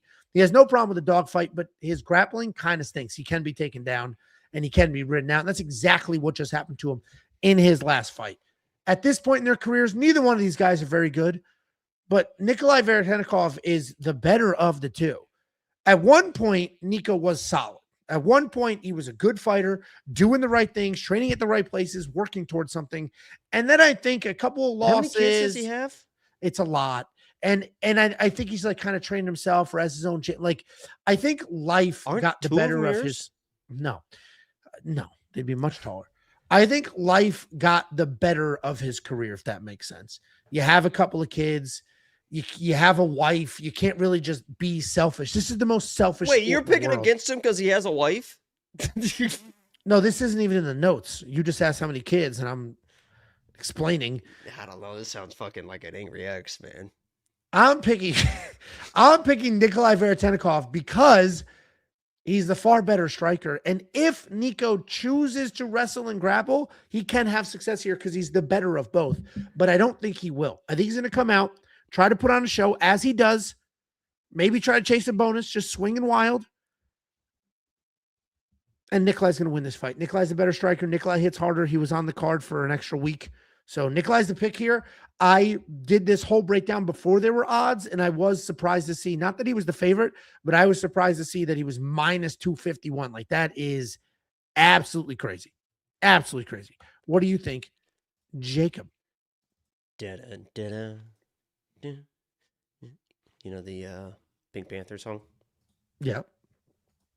Look at Niko's face and tell me you don't hear that song playing. He's fucking like just a mystique, like he just figured something out. He just saw something across the room and was like, "Gotcha!" Like fucking like a hair from across the room, or a fucking fingerprint, or somebody like transfer something. He's fucking gotcha. Look at him. Look at that fucking like detective. Fucking. If you guys are putting money on Nikolay in parlays, whatever at minus 350. Do yourselves a favor, make it the last bet you've ever made. Honestly, do yourself a favor and make it the last bet you've ever. Why are you trusting this guy? All this guy had to do, Puna was fucking wrestling his ass off last fight, but Puna was fucking tired. This guy was fucking fucking tired. And all this guy Nikolay had to do was just try a little bit, just fucking give it a little bit more than what you got. And you saw the flashes like in the second to start the third round. And like, here he comes. It's taken down and just lays there. If this turns into a fight of who's going to try harder, I'm going to take Niko fucking 100 million times out of 100 million times. That's a lot of fucking times. Not only do I think the value here is, I'm picking Niko. That was the worst transition I've ever. I know. I just like fucking. I don't have notes, Angelo. I don't have fucking. Camera's so bright. I don't have predetermined scrolling Chat GPT notes. I just wing everything. But if this comes down to who's going to try harder, which it very well could, I'm going to take Niko. And if you're playing Nikolay, holy shit, man. So I am Niko taking is a Nikolay. trap. He's plus 200. What kind of fucking trap is that? Well, and somebody said fraud check. Fraud check incoming. He's not even good. We know he's not good. Correct. You have to be like hyped and good to be a fraud check. Otherwise, it's just the dude that already has 7 losses gets an 8th loss. Niko is probably washed. That's why he's plus 200 to this guy who's fucking horrible. Correct. But my God, that doesn't mean you have to bet this guy. Watch his last fight and look how much he didn't give a fuck. His corner's like screaming at him like, dude, do something. You want to put money on that guy with that mentality? Do it. I fucking dare you. He probably will win. But my God, is it worth it? Let me search it. Put my thing down, flip it, and reverse it. It's your freaking It's your freaking If you got a big, let me search it. Find how hard I gotta work it. It's your freaking It's your freaking Okay. I don't know why this camera just keeps going fucking bright. Like that's never happened before, and the firmware updated, and now here we are. Jacob and I are split yet again. If you need a tiebreaker on this fight, we got a couple of them. We got Artem, we got Betsam, we have Kunith, we have the artificial intelligence. Is that everybody? Artem, Betsam, Kunith, artificial intelligence. That's everybody. WeWantPicks.com. Quick becoming member at the top. I can't stand the rain. Remember what a great song that came on my Pandora today. You nailed the. I have a great falsetto. I was in advanced choir. We've talked about this before. You nailed it. Do it again. I can't stand the rain. Nah, the first I shouldn't have asked you. Shouldn't have asked you to do it again. I can't stand the rain. Oh, yeah, you got it there. I gotta get in the flow. Yeah, that did come on my Pandora. I was at the gym and I was like, "Ooh, get you Missy, get you Missy." Had some fucking bangers. And all the music videos were fucking dope. Yeah, back in the day. Oh, they just shut down MTV, the music video channel, forever. What? Music videos are done forever on TV. They don't exist anymore. Gabe Gordon, 2953 with the C, $4.99. Great show, guys. Hey, we appreciate you, Gabe. If you blood, throw it up. If you blood, throw it up. Did you ever watch that video? That's one of the greatest YouTube videos literally of all time. YouTube it right now and just... If you blood, throw it up. If you blood, throw it up. It's one of the greatest YouTube videos of all time. You know, I lived in the fucking rural Indiana, and we would all fucking dance around. If you blood, throw it up. But I don't gangbang. I can't stand the rain. I don't gangbang, Angelo.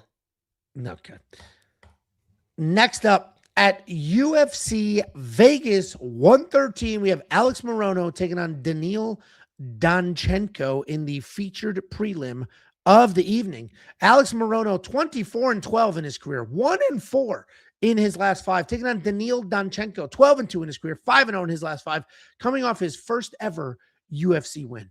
And I will sit here with a 100% straight face and tell you that we do have a premium member, and his name is Alex Morono. I don't know if it's him. I have no way to verify, but if it is, hey, thank you for the support. I'm about to glaze you a little bit. He is a good fighter. The skills are there. Alex Morono can strike. Alex Morono can wrestle. Alex Morono's a phenomenal grappler. He can do all those things. The problem is he's stupid. So he doesn't do all of those things. He's not stupid. He just likes to bang. He's not an idiot. He knows. He's said before, like, I know. He says, agreed. And he's not stupid. He knows what he's doing. He just wants to put on performances. It's stupid to not do it. You called him stupid. If you're going to lose your job. He's going to lose his job. He's good to go. He runs a gym. He's like He's going to lose He's like one of the best black belts in the world. Correct. It's like Ryan Hall and then Alex Morono. He's a phenomenal By the way, a guy Saturday on our Saturday stream trains with Ryan Hall, and he's like, I can get you probably Ryan Hall on the show. Holy shit. Is there anybody that supports that man more than me? He's probably not. But don't meet your heroes. I bet it's awkward and jerky. And me and him would really mesh well. Talk about trains the whole time, you spectrum dorks. Alex Morono doesn't do what he was supposed to do, but he has the individual skills. As Jacob mentioned, he is a phenomenal grappler, like next level good grappler. We don't see it though, because he doesn't use it. And to Jacob's point, he has said publicly, why would I do jiu-jitsu when I can go out there and strike? It's a lot more fun. And he's not wrong. It is more fun as a fan to watch. But at the same time, dude has 3 losses in a row. 3 losses in a row. He's going to need to turn something on here before he has 4, and then it could be problematic. He's taking on Daniil Danchenko. This guy's a nasty striker. He's got good power. He does a really good job chopping down the tree. So he's going to leg kick, and then fire clean rights down the middle. He's not very fast, but he hits insanely hard, and he can mix up the grappling and the striking really well. He is violent. He's constantly looking for a finish, but he can fade as the fight goes on. So I want to say that Alex Morono is the overall better fighter because he is. He is the overall better fighter. The problem is he doesn't put each thing together. So if he is going to stand here like he did in his last fight and go slug for slug with Daniil Danchenko, he might get slept the exact same way he did in his last fight. But if he uses each individual skill in a sport that requires multiple skills, he can definitely win this fight and should win this fight. If we have seen Alex Morono use his grappling in the last 3 years, he'd be the favorite here, but he hasn't. He just got knocked out by a big heavy-handed striker. Odds are literally saying the same will happen again. I'm going to pick Daniil Danchenko because I can't trust Morono to do what he's supposed to do. Jacob, what do you think? I like to stand and bang like the good Lord intended. I like to stand and bang like the good Lord intended.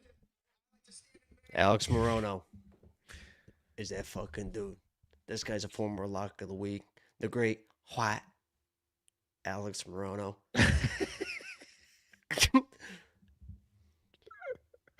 That is a Am I picking him because of his nickname? I don't think so. It's a great name. Very powerful name. The great white Alex Morono. Is he the great white shark? No, he left off the shark. He's just the great white. We love him. Alex, we'll be rooting for him Saturday. We watched Angelo, this guy Daniil in San Antonio. We were at the fucking fight. We watched this guy kind of was getting the shit kicked out of him a little bit. It was a back and forth fight, but he wasn't looking great. Flipped up the switch, got the TKO. Good for him. This guy is a wrestler, a grappler at his core. Is he going to come in and overwhelm Alex Morono, and Alex Morono will stand and bang because that's what he does? Even in his Instagram, he said, like, I think it's like death or win or whatever the fucking phrase is. This guy doesn't give a fuck. Like, he's going to, if you want to bang with this guy, he will bang with you. And what do I say? The second that Alex Morono, the great white, the second that Alex Morono throws a spinning back fist, oh no. This fight's going to be over real fucking quick. That's the first sign. You guys are going to know when he throws that first spinning back fist, he's ready to fucking go and fucking ball out. But this guy, Daniil, is a wrestler at his core. And if you watch some of these regional tapes, he is willy-nilly diving into these guillotine attempts. And we have seen Alex, when people shoot on Alex, he will chase guillotines. And this guy is like one of the highest level grapplers in the UFC. As Angel mentioned, you would never fucking know, but he's like a third fucking degree black belt. He is a jiu-jitsu guy at his core. Just doesn't ever want to use it. But if you shoot a takedown, he's going to grab that fucking neck.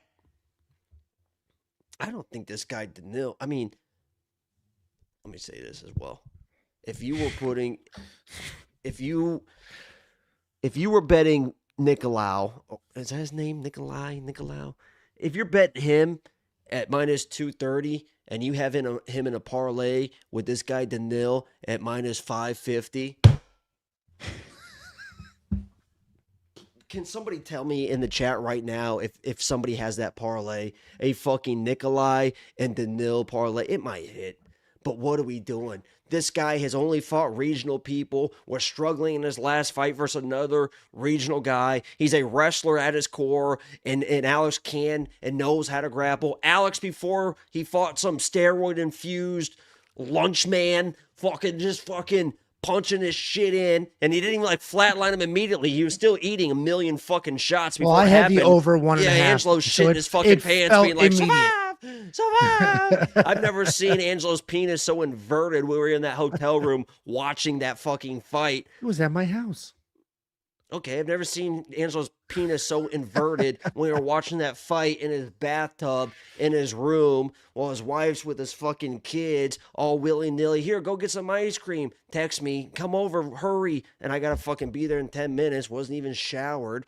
But this guy, Daniil, I just don't think... I think he might fucking teach. I don't know. But it seems like Alex Morono's got all the experience. He's actually... Sometimes those irky-jerky strikers. I mean, Mr. Tippy-toes striker. It's kind of like weird to deal with. So this guy Daniil comes in like a technical striker. Alex Morono does some weird shit from some weird angles, and he's got power in his hands. So it's like, I'm fucking taking Alex Morono. I think he's the better fighter. I think he's the more dangerous fighter, either submissions or with his hands. And I just take a little flyer. There's more value than anything, but fuck it. Hey, it's not because of the name. No. I get all the logic. I get the logic. And if he had sound decision-making skills, I'd be right there with you. I don't trust the decision-making skills, but it's not decision-making. He makes conscious decisions to just be entertaining. And I like to stand and bang like the good Lord intended. Correct. And that's a poor decision to make. It was a poor decision in his last fight. It's a poor decision in this fight. Not if it wins him $100,000, Angelo. Correct.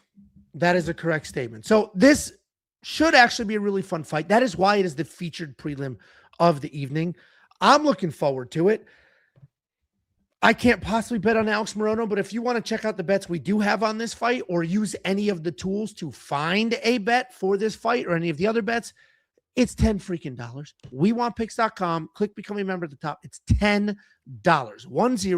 10.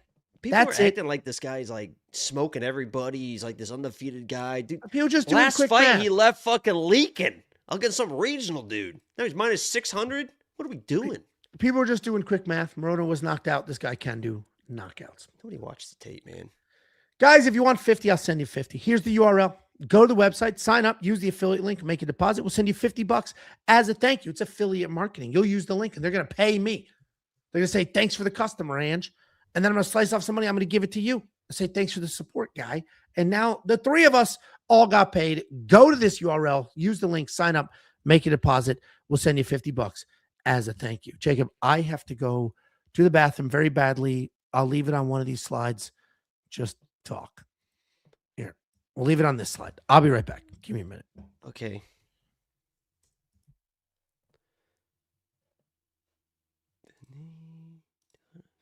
Thank God, Jesus Christ.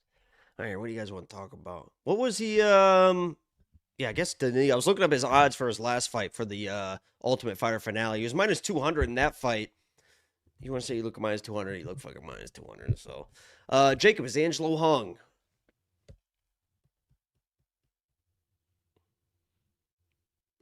Come on. I think it's pretty easy in life. If you just walk around in life and you just watched how people carry themselves, this guy's got couple daughters. This guy's getting yelled at by his wife. This guy can't do this. Guy can't do that. He's in bed. He's got eye drops. Like, energy will tell you a lot. You look at somebody like me, I'm a little swaggy with everything I do.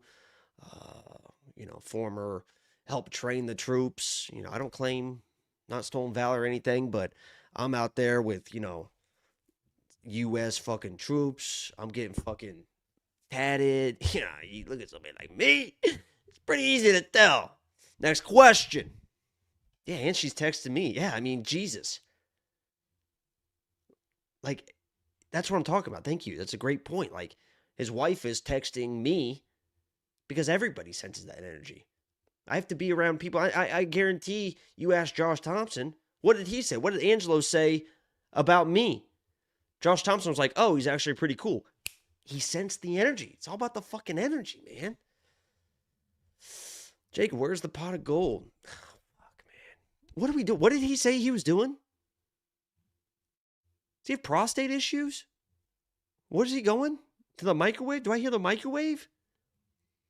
If Angelo was to microwave anything, if he was about to get food right now or sneak in some food, what would he be eating right now? Did he really have to shit? I bet he eats while he's shitting.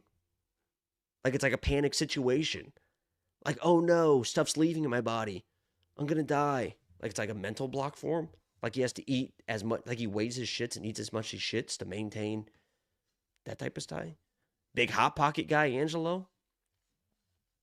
I can see that. Something weird, too nasty, like a ham and cheese Hot Pocket or something. God. Burritos. Hides a bag of Crispers under the sink. Oh, my God. Angelo's taking his AIDS medication. Thoughts and prayers for Angelo. Yeah, if you guys didn't hear in the beginning of the stream, and I literally don't know what the fuck he's doing. So, I apologize for this very unprofessional break, but he is dealing. His AIDS is back. You'll hear it in his throat a little bit. That's where I don't want to put his business out there, but that's you can kind of get where or why that started in his throat. This is very easy to show. This is like why Angelo's AIDS started. Where's that fucking... Give me 1 second here. We had the video up earlier. Let's see, where is this thing? Did it not save or something? What the fuck is going on with this fucking bullshit, man? So first of all, we got the picture demonstration. I mean, he is all lipping that thing. I mean, that is... honestly makes me a bit nauseous. The way he is just all in on that thing. Like, he is all in on that thing. And then we got the...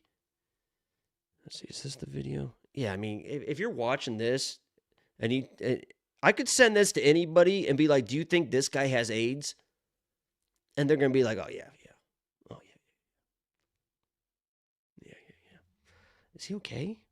Hold on a second. Let me call him.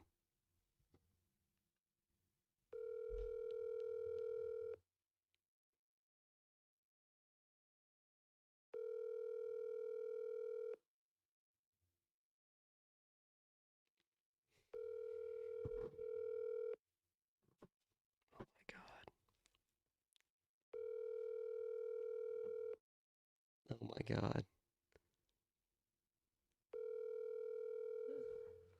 Your call has been... Oh my God. What could be happening right now? Oh, Jesus Christ.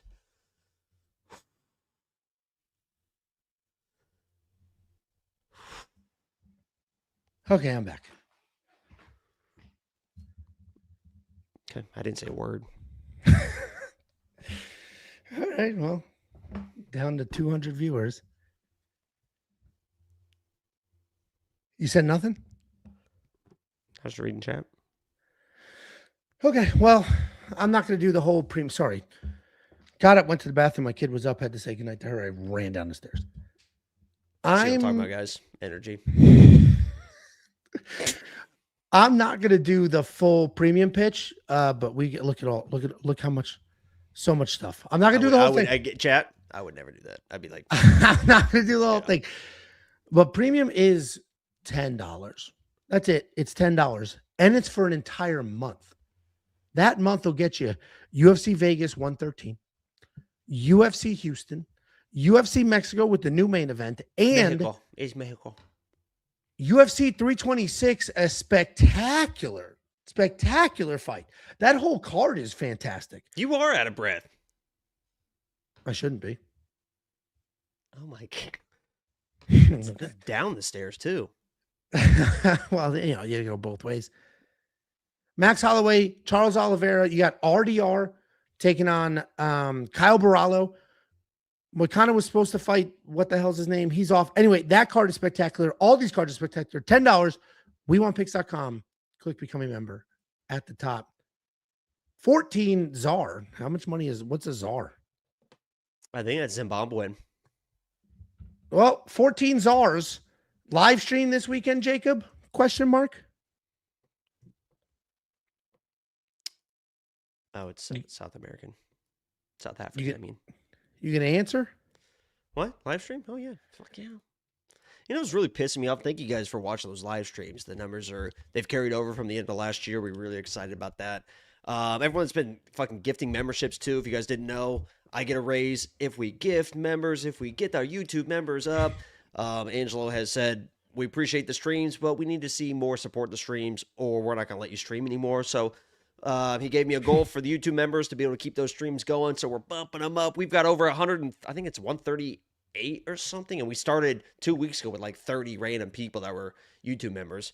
Don't have to become one, but if you want to show extra support, we would appreciate it.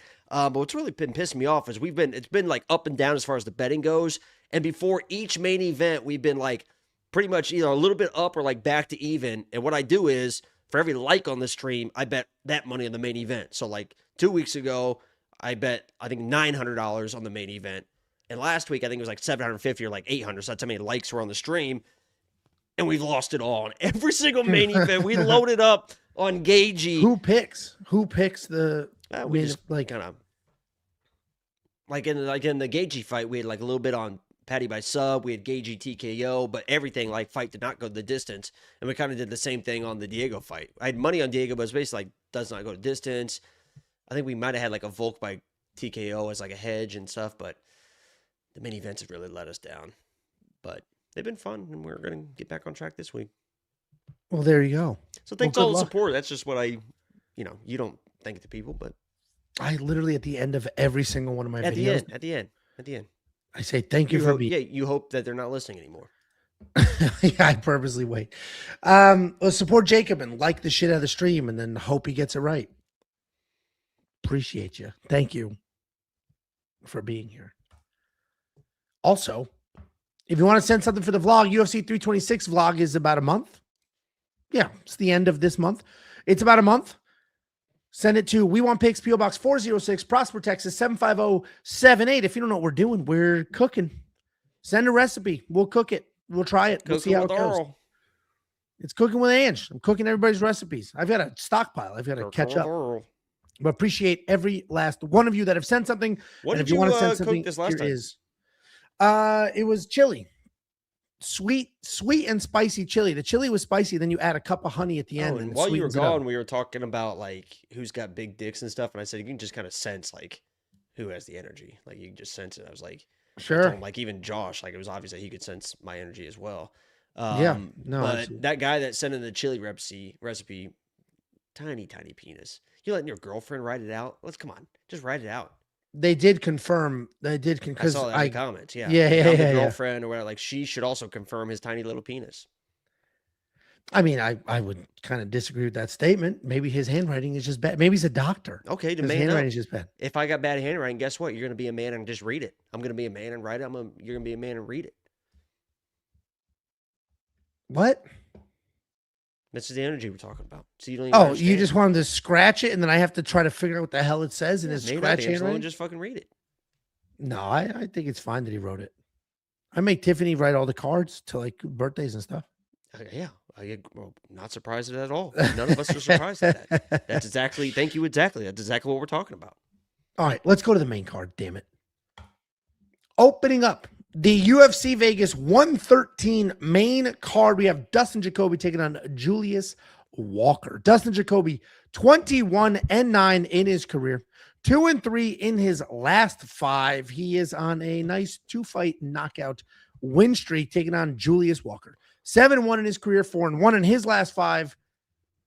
Coming off his first UFC win. Dustin Jacoby was just in Australia.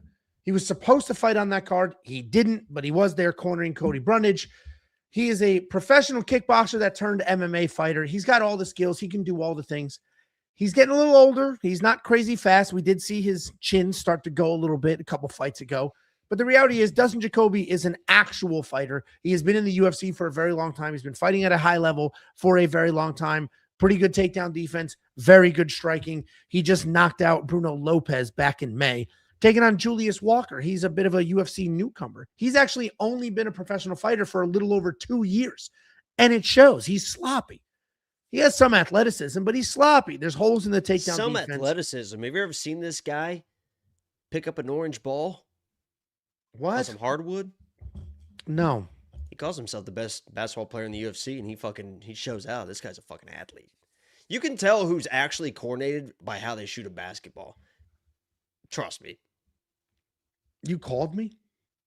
We were fucking worried sick. I didn't know what My phone you was said in when here. you left. I didn't know what you said. You need to have like something on you at all times, Angelo. You need a life alert or something. I was worried. I didn't even know what you said. People were saying like he said he was gonna go poop. I said I got to run to the bathroom real quick. So I ran to the bathroom and then my daughter was up. So then But then it was like, put her did he back to fall in? And then we were we took a poll on what you could be eating right now. I just People were come back. saying Food Hot all Pockets or over. burritos were the top 2s. All right, back to this. Julius Walker, very, very green. Very green in the sport, very green in the UFC. Solid offensive BJJ. If he gets it to the ground, he's pretty capable of trying to find something to scramble. He just beat Rafael Sequeira in a sloppy death gas kind of fight, but he did have 6 takedowns. Dustin was supposed to fight Jimmy Crute at UFC 325. Would have ran through him. And if you think he was going to ran through Jimmy Crute, imagine what he's going to do here. Imagine what he'll do here. It's actually crazy. What are you talking about? Dude, Jimmy Crute, I wish I could find a video of Jimmy Crute. I think there is a video randomly of him shooting a basketball. Dude, if you're not, this is a great use of the camera here. If you're not, my God. Yeah. I already show people enough of like the arm action. Like when I'm here with this in the football, like this arm action and the way I spin this thing, you could just tell. But if I'm sitting here like this and I'm out here and I'm fucking boom, boom, and I'm hitting a cross hezzy and I'm up here like this, like you can Cross tell. hezzy. Like you can tell, like what I'm. If he hits a cross hezzy, guys, then you can tell. You could just tell by the way, like when I'm right here with it. When I'm right here, like if I'm at free throw line. Oh, okay. Yep. Like that fall through and stuff, like you can just tell. No, yeah, you can definitely tell. And when Jacob hits his cross hezzy, it's really impressive. My move is here because they think I'm going right. Boom, boom, between the legs, step back, and I'm right here with it. That's ice. Nice. That's game. That's blouses. Nice. No, Jacob, phenomenal at wheelchair basketball. Julius Walker is not going to win this fight. The reality is, not only is Dustin Jacoby the better fighter, he has far more experience.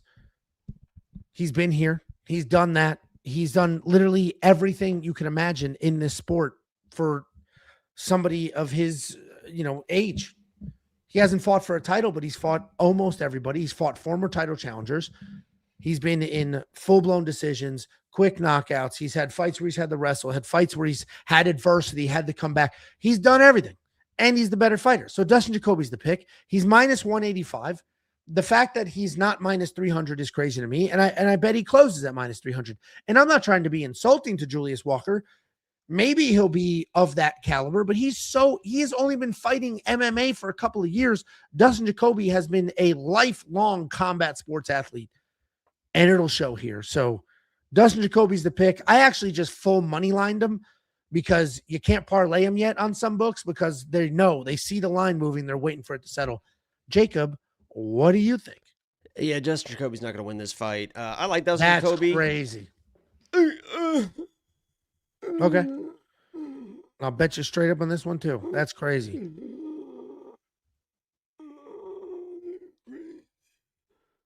That's what you sound like. Go ahead. You Tell us, bitch. give us this horrific pick. If this is a big cage and Dustin Jacoby can do his kickboxing thing and stay at range, or if Julius Walker for some reason stays at this like kickboxing range, then yeah, Dustin Jacoby's probably gonna win this fight. Okay, that's why he's the -185 favorite. But I have to imagine, even though I got some bad news today, that Julius Walker is going to get in this guy's face. He's going to smother him. He's going to hug him. He's going to try and get the takedowns. And he's just going to control this fight. And it's probably going to come up to the judges. It's probably going to be like, was Julius doing enough in the clinch? Was he doing enough with this? Did he fucking, that type of stuff. But Julius Walker is a fucking dog. I know people don't really like Julius Walker. And yeah, he's not the most technical striker or whatever in the world. This dude's a fucking dog. Not that just Dustin Jacoby isn't. But Dustin Jacoby, when pressured, will back up. Even in that last fight. By the way, I was at that Tampa fight when he knocked out fucking Vitor Petrino. What a moment. That was an incredible fucking moment. The crowd went absolutely crazy. But even in that fight, he was losing that fight because he was just kind of like moving around the circle because Vitor is just kind of walking him down. Julius does have power in his hands. I think he's going to be the forward pressure fighter. And, I think he wins this fight. So you're blaming part of it on the venue itself, the Apex, the small cage. I think it helps a guy like Julius. He's a big motherfucker too. How many wins? Dustin's like a big dude too, but how many wins do you think Dustin has at the Apex? Yeah, against like people that don't really get in his face. I mean, it's apples and oranges, Angelo. It depends on who you're fighting. Well, how many wins do you think he has? I don't really give a fuck. It has nothing to do with this fight. Well, you should. He's got 7 wins in that venue. He beat Holy Bruno shit. Lopez. That's why he's -500. Because he just never loses at the Apex. What kind of dumbass argument are you even saying right now? Who gives Nobody a fuck? gets in his face. He beat McCall Oleksichuk on that card. McCall Oleksichuk's tremendous favorite on this card. Who just gets in people's faces? He doesn't shoot takedowns, and so he doesn't clinch. Sure, he also beat Bruno Lopez. He beat Kennedy and Chuckle, Jan Kutalaba, Maxim Grishin, Justin Ledette, Ty Jan Flores. took it down, what, 7 times? I'll bet you 5. That was a draw. It was a draw. I'll bet you $500. So you're just making stuff up. I'll bet you $500. With 2-to-1 odds? -185, not 2-to-1. Here's the issue I have. Angelo, Yeah, and I I'd knew there love would to do be. it. I knew there would be. Julius Walker on Twitter said, flying out to Dallas, then Vegas for fight week. Let's do a Q&A to pass the time. They sent him on a connection? So I took that opportunity to kind of give him a little bit of a game plan. I said, because he asked for a Q&A, I said, how many takedown attempts are we getting on Saturday? And why will it be over 10 to secure the victory versus a dangerous striker, even when he's backing up and Dustin Jacoby? With a little wink like, hey, we're getting over 10 takedowns, right? Because that would be the way to do it. Like, that would be like pressure the kickboxer, clinch with them, get him on the ground. Julius responded. He said, this is a trap. And I said, oh no. I said, please, Julius, no. Don't try to just, I mean, he might be able to fucking knock out us, but the path to victory is just close it, close the distance, smother him, hug him, get your win, get out of there. You don't want to be striking at range with, why would you strike at range with Dustin Jacoby?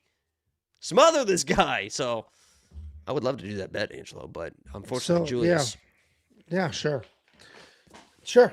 No, I get it. I'm on the Jacoby side. I'm not going to spend the $8,700, but he could potentially find a finish here. He's coming off 2 knockout wins in a row over 2 at least one very solid prospect. He beat that. Who was that Asian dude? He beat his like 16 fight unbeaten streak. Smoked him. I'm glad you brought up the Asians. We love Asia. Okay. Go to WeWantPicks.com. We're split again. Jake and I are split a lot on this card. So if you need a tiebreaker, we've got a whole bunch on the website. Not only do we have just picks you can copy paste, we have bets you can copy paste, but we have tools. You can do your own research. Didn't you? I can never do a split. I'm wildly flexible, but I can't do a split. I bet you are. WeWantPicks.com. Click become a member at the top. It's only $10 freaking dollars. $2 super chat from Daniel Forrest 550. Jacob, your Trump impression is on point. Don't just bust into one. That's not what that is. Thank you, That's not- Daniel. Your name is Forrest, but you're not stupid like Forrest Gump. Why was he so stupid? We don't know. Did he get dropped as a baby? Barron did not get dropped. He's big. He's tall. He's strong. He's probably going to God. be the president one Jesus day, not Christ. like Forrest Gump, the idiot. But he did serve our country. Thank you to the troops. We love our troops. We love America. Okay. And then a $2 super chat from Laddie Harris 5098. Looks like Latita Harrison. John Jones has the zestiest jump shot on footage. Yeah, it's shocking how many of these combat sport athletes don't have like fluid athletic motion. I can't remember who it was. There was somebody that was on Unbedded, and they had a fucking wet ass jumper. I mean, that thing was fucking dripping. I was like, oh my God. I think I literally put a bet on them after I saw it. I think they lost. I can't remember who it was. Somebody big too. Because I assume Jamal Hill. That's how he blew his Achilles. Playing basketball. You're not playing basketball so hard that you blow your Achilles if you're not good at it. Some deductive reasons. Jamal Hill takes an unbelievable amount of pride in his own basketball skills, and he blew his Achilles, ruined his UFC career doing it. If he's not amazing at it, what the hell? It wasn't gone. It was like a lightweight or something, like a welterweight or something. Just wet ass fucking jumper. Okay. Next up at UFC Vegas 113, we have Gina Matsumoto. Why didn't you do your height? Just still thinking about that Jamal Hill comment. Taking on Farid Basharat, the other Basharat brother, Jean Matsumoto, 17-1 in his career, 4-1 in his last 5, coming off that bounce back win over Miles Johns. Taking on Farid Basharat, 14-0, the undefeated brother, 5-0 in his last 5. He's coming off that decision win over Chris Gutierrez. Jean Matsumoto is a pretty well-rounded kid, a black belt in multiple Muay Thai. Yeah, and everybody says Muay Thai doesn't have, Jiu-Jitsu. there's no belts in Muay Thai. He's a black belt in multiple martial arts. He can Fuck you up, initiate whoever said that. offensive takedowns. He can be a busy striker. If he is taken down and he ends up on bottom, he stays busy. He makes you work. He's a creative striker. He has a lot of intangibles, plenty of cardio, can push the action, not afraid to mix it up. His defense needs some work, though. He's a little too hittable. And at this age, it doesn't matter, but as he gets older, it will. He's taking on He's just a Farid boy. Basharat. Well-rounded wrestler, solid striking, very loose stance. He bounces on his toes. He throws a ton of kicks. Super mobile. He's got that like Taekwondo style, jumping in, jumping out, staying busy, working the outside, working in some takedowns. Very similar to his brother, but a little bit better everywhere. He averages almost 4 takedowns per fight. He's coming out that pretty straightforward win over Chris Gutierrez, where he had a couple of takedowns and honestly the cleaner striking. And this is a fun matchup here because Gene has a ton of potential. Just a ton of potential. I thought he beat Rob Font. That was a bullshit decision. It was a fucking bullshit decision. My God. Just because that cut, like a random cut, like one cut. A paper cut, too. A tiny little cut. Yeah. Not He even. just had blood all over his face. He was just bleeding a ton. So I thought he won that fight. So therefore, he would be undefeated right now. He'd be 18-0 if they gave him that decision. But then we saw him in the Miles Johns fight, a fight that he won. It was a clear win for him, but he gave up one round and he gets hit. And you can back him up, and he gets aggressive. I feel like Farid is going to be moving around, and Jean is going to be swinging at air. I think Jean's a very good fighter, and if he just ignores Basharat and just gets in his face and makes it chaotic, he actually can have success here. If he tries to be technical, he'll get out-techniqued. Stop you right there. No, wait, stop. You're fucking stupid. Last piece. You don't know what the hell you're talking about. I don't want to hear the rest of it. One important note. Farid's brother is fighting an hour before this fight. If Javid loses, that dramatically changes. That changes everything about this fight. His brother loses in front of him, full adrenaline dump. That'll affect him physically. It'll affect him mentally. He's going to get all jacked up watching his brother. Like, 2 siblings fighting on the same card is not a good thing. Go ahead, Jacob. Who do you think wins? These have to be some of the worst odds I've ever seen in modern human history. Not since the odds came out of the U.S. winning the Revolutionary War because we were big dogs there and we shouldn't have been because this is fucking America and it's what we do. We fucking win. Okay. But not since those odds have I seen more disrespectful odds in my entire life. My sweet little Gene, my sweet little baby boy, Gene Matsumoto. Hey! He's a regional Asian, but he's Brazilian. It's very confusing. We love Gene Matsumoto. I am biased in this, but Farid at minus almost 3-1 favorite. First of all, if you're playing Farid, give me a sign in the chat. How do you think? Do you think he finishes this guy, Gene? Angelo, no. Do you mind chiming in? He does not.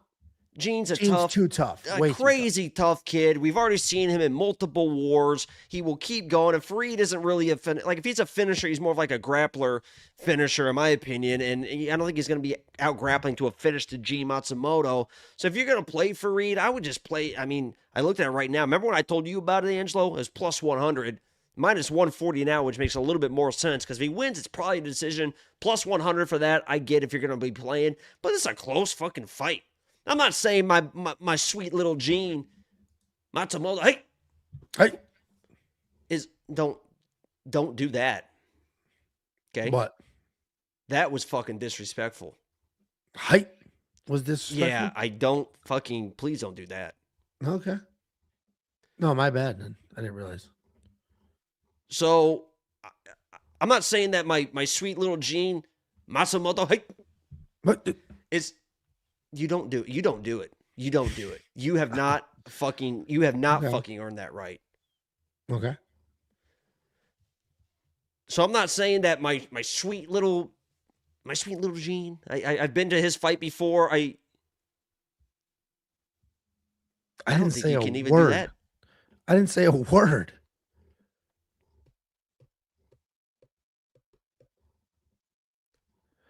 No, well, I've made my pick. I don't know what we're waiting for here. I'm trying to make mine, but you're being extremely disrespectful to heritage and culture, and I don't appreciate it. But I'm not saying that Gene's going to run through this guy. I think that all the finishing upside is a guy like Gene, even in the striking, even in the grappling. But this seems like a pretty close fight, and if Gene turns this into a pressure war type of fight, this guy Farid was minus 600. Against Chris Gutierrez. Chris Gutierrez is a guy that will fucking do nothing. If you take him down, he will fucking do nothing. And the fucking 30 seconds that he actually threw strikes in the third round, he had this guy Farid shitting his fucking jocks. This guy Farid was like, oh, fuck. Was getting taken down, losing scrambles. Chris Gutierrez in the third round of that fight was on top of Farid, raining elbows. At the end of that fight, Farid was on his back with his feet up in the air looking to change his poopy little poop diaper. Against Chris fucking Gutierrez, who turned up the pressure for 30 fucking seconds, and Farid in that third round was like, oh, fuck. Good luck against my guy, Gene Matsumoto. Hey! Because he doesn't know.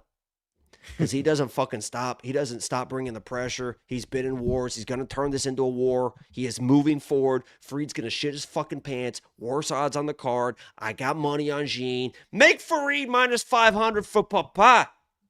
And Saturday on the stream, we're going to be gassing up that PJ for the VJ. So, for the record, you have picked 3-1 dog Gene Matsumoto. Huh. You picked 2-1 dog Julius Walker. Hey. You picked 4-1 dog Alex Morono. You picked 3-1 dog Niko Price. You're just picking dogs. I don't even think you're thinking about it. I think you're just picking dogs. I'm picking winners. I don't look at odds, Angelo. I don't look at odds. This better be the dog heaviest card we've ever seen. This better be the dog heaviest card we've ever seen. You're gonna have well, we can't really. We'll have to wait till after the fights to see what happens. Yeah, no. I can understand making the case for Gene Matsumoto. I do think the odds are probably a little wide, just given this is Las Vegas. Las Vegas favors aggression, favors attempted winning more than point fighting. Say it louder. So if Gene's just running forward, getting in Farid's face, backing him up, He could squeak out a close one. Say it And louder. he does have some karma coming his way for the screw job that was UFC Seattle's Rob Font Angelo, fight. So karma is a reason for people. sunshine, a reason for pain. What? What? Hey. Guys, go to the website. Let's stay together in the bright sunny weather. Let's all go to Gullah Island. Beanie, Gullah, hum. Go to the website. Sign You up. watch Gullah Island? That wasn't. Oh, Gullah. No. Become a What? premium. It's $10. Premium know- membership you know is what was- $10. Gullah Island was I an thought you were African-American Sebastian. family, I thought you were and, Sebastian from The Little Mermaid. Now it kind of makes sense. Did you watch any kind of African-American family matters? I love Family Matters. Who didn't like Family Matters? I bet. Gullah Island came out in 1994. Yeah. What was it on? Nickelodeon. Oh, I didn't watch a lot of Nickelodeon. I missed most of those shows. It was a pay channel. We didn't pay for the good channels. So missed out. $2 super chat from Thomas Rinker. Fareed by decision over 2.5 is also good. I agree with you. I agree with you. Oh, Gene's gonna break this dude second round. I agree with you. This isn't Will. This is not Will. 1999. 2026 has been good to us so far. Keep it up. That's the plan, not Will. That is absolutely the plan. It has been a great start to the year. 2 big cards, 2 huge paydays. All the stars are aligning, and we're looking to continue that trend. Appreciate the super chat. Next up, at UFC Vegas 113, we have what should be a striker's delight. We have Mikhail Oleksichuk taking on Marc-Andre Barriault. Mikhail Oleksichuk, 21-9 in his career, 2-3 in his last 5, riding a 2-fight knockout win streak. Taking on Marc-Andre Barriault, 17-10 in his career, 1-4 in his last 5, coming off the back and forth war with Shara Bullet. Mikhail Oleksichuk, a very good striker. He's fast as shit. He's powerful, good pressure early. He's got 8 knockouts in his 9 UFC wins, but as dangerous as he is on the feet, he's pretty useless on the ground. You can take him down, and once he's on the ground, things are not going to go his way. He is coming off that sub 1-minute knockout win over Gerald Meerschaert. Taking on Marc-Andre Barriault. There At was one a lot point, of people in this chat too, all week. What were they saying, Angelo? that what? McCall was going to beat Shara Bullet? You talking about that fight? No. What week? Well, what fight did you just mention, Angelo? Try to stay on topic here. Oh, Gerald Meerschaert. Oh yeah, GM3 by sub. GM3 by sub. Dude, it was you know who you are. You fucking know who you are. I was typing here. Gerald by sub, easy. It's like, guys, he fucking sucks. Oh, so chinny and so bad. At one point in time, Marc-Andre Barriault was like a real credible fighter. He beat my lock of the week. He was getting high quality matchups. He was doing well. He was tying things together. He was just moving forward, aggressive striker, pretty tough. And then it just kind of one day he just stopped competing at that level. There was not anything specific that happened. He just wasn't able to be that guy anymore. And he stopped getting better and just sort of leveled off. And now he's a little older, seems to be a little chinny. But the reality is he's got good kickboxing, decent takedowns, good jiu-jitsu. He's got great cardio, power bar. But he gets hit. He's a little chinny now. He's not very powerful, so he's not putting people away. He's just having to outwork people.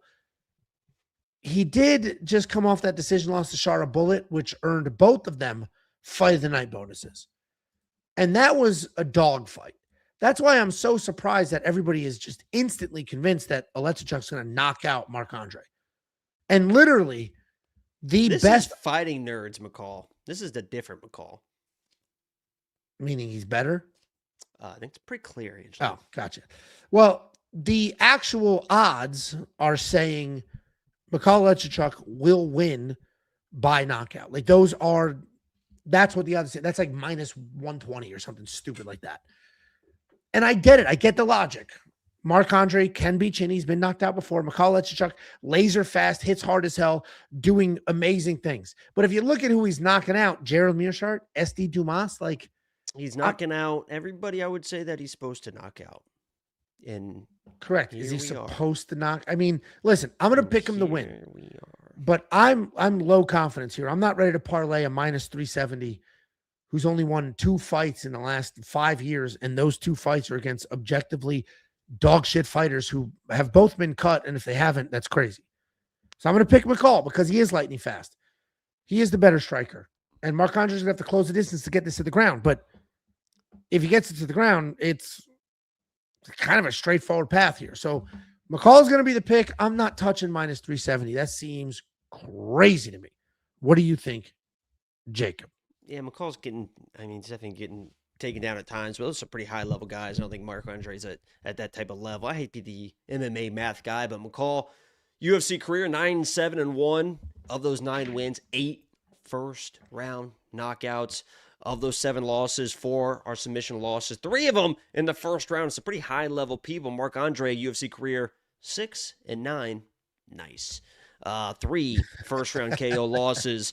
This just feels like a difference in striking abilities. I think it's almost like the Joe Piper fight. Now, McCall doesn't have like crazy, like just one punch power. He just kind of more overwhelms you. But I think Marc-Andre is going to respect the power, start backing up. And once you start backing up against McCall, he's not a guy that is throwing like just big power shots you can kind of like get out of the way. He's kind of touch, sneak something fast in there. And if it affects you, he just will jump all over you. And I think it's going to be bad news for a Marc-Andre. I just think the pressure in the smaller cage, something is going to happen. I like the under 1.5 to kind of play both sides because Marc-Andre's got power and he's not a bitch, right? If you start throwing on Marc-Andre, he'll bite down. He'll try to throw something back. So I think these boys get after. I think that's why the matchmakers made this fight Apex, main card. They know that this is going to be fireworks. They like the pressure that McCall brings and his speed. He's pretty dialed in on the striking. Like, there's a reason why these people are taking him down and trying to grapple him. This guy is, and his brother. Have you seen his brother? The guy was on the Contenders. His brother fucking 10 times better than McCall. Like, his brother's. He wrestles his ass off, though. What? His brother just wrestled his ass off in his UFC debut. His brother is like one of the best strikers I've ever seen. I mean, he's correct. So then explain his last fight to me. Explain it. That's all he did was wrestle. Yeah, good. Okay. What the fuck you arguing? What am I arguing? I don't know. Professional. All I was saying that McCall has a brother that's even better, and you jumped all over this. No, he's not. I said no. I said yeah. He wrestles his ass off. You're like, no, he's a striker. No, all I said was he's a fucking really good striker. You're not gonna gaslight me. I'm not gaslighting anything. I'm Rage taking McCall. I think he gets it done in the first round, but I played the under 1.5 just to be safe. He just seems to knock out everyone he should knock out, and the stats would say he probably should knock out Marc-Andre. I've actually been flirting with the over 1.5. I haven't pulled the trigger yet. I bet. I have no doubt about that. I have no doubt about that. All right. Well, I've been debating it, so we'll see what happens. I would love to see it. The fastest way to know if that or any other bet gets placed is by becoming a premium member. It's only $10. You go to WeWantPicks.com, instantly unlock everything for an entire freaking month. But we have a free app. It's 100% free. Just search We Want Picks in the App Store, and you'll get push notifications. Hey, new bets on the board. Hey, Prize Picks is up. Hey, we did this other thing. So download the app, whether you're premium or not. If you're not, become premium. It's $10. If you hate it, cancel. It's fucking $10. You wasted more than $10 today. Think about what you spent money on today. I guarantee 10 of it was on dumb shit you didn't need. Spend some money on some food here in a little bit. There you go. I've been in the mood for fried chicken, but I haven't had it. Get fried chicken. Popeyes. I'm not getting fried chicken delivered. No way. Hell no. Dude, you live closer than I do to Jollibee. Fucking get Jollibee. That shit is so good. It's so good. Filipino fried chicken. That shit is so good. Thomas Rinker, $5 it's super 12 chat. miles away. It takes 45 minutes to get here. The hell are you talking about? It'll be good, dude. I have it delivered to my house, which is another 10 miles. Thomas Rinker, $5 super chat. McCall, first round knockout is his lock of the week. That is, I mean, that's what the book is saying. That's what should happen. So I get the logic there.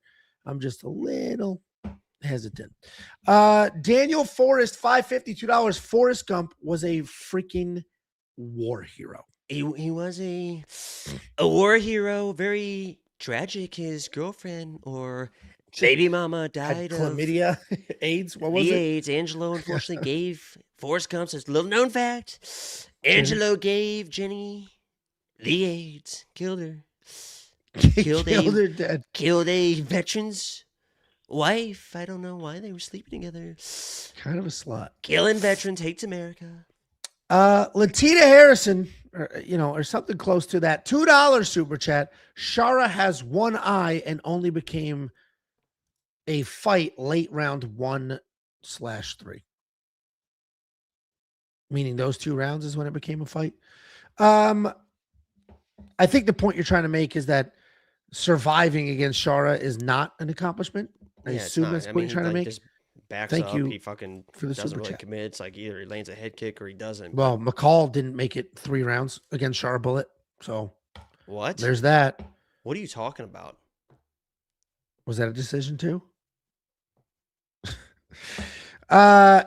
Talk in white guy XX token white guy.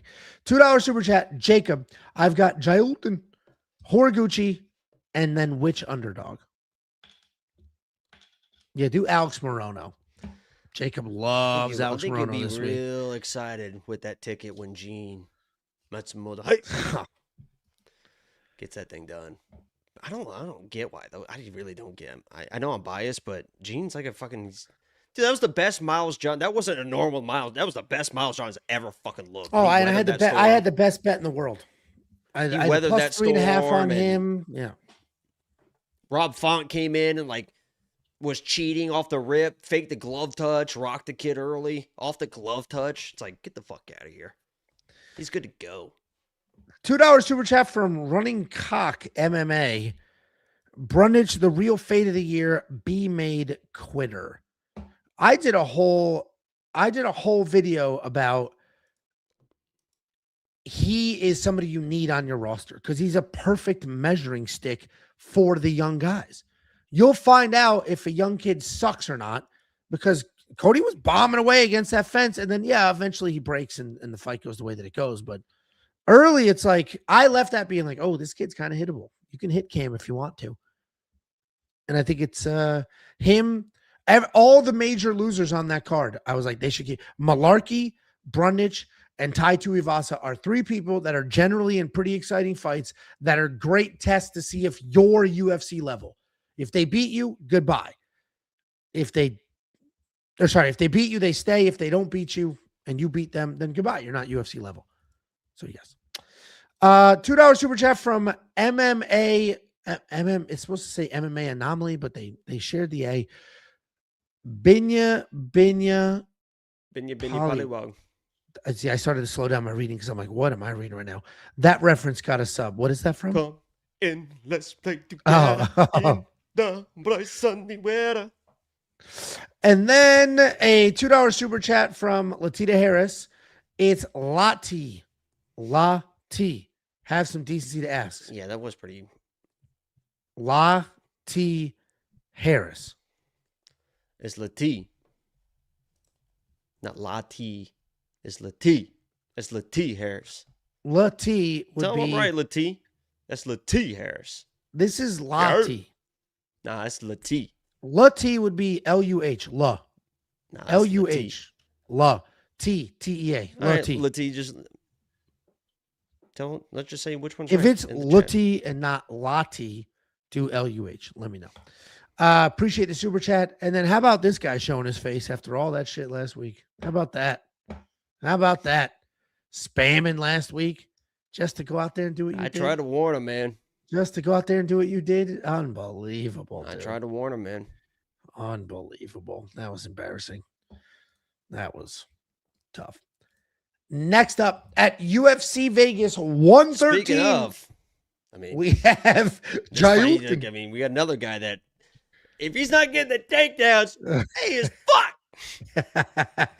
We have Jailton Almeida taking on Rizvan Kunayev. Jailton, 22-4 in his career, 3-2 in his last 5, coming off objectively what I thought was a bad robbery.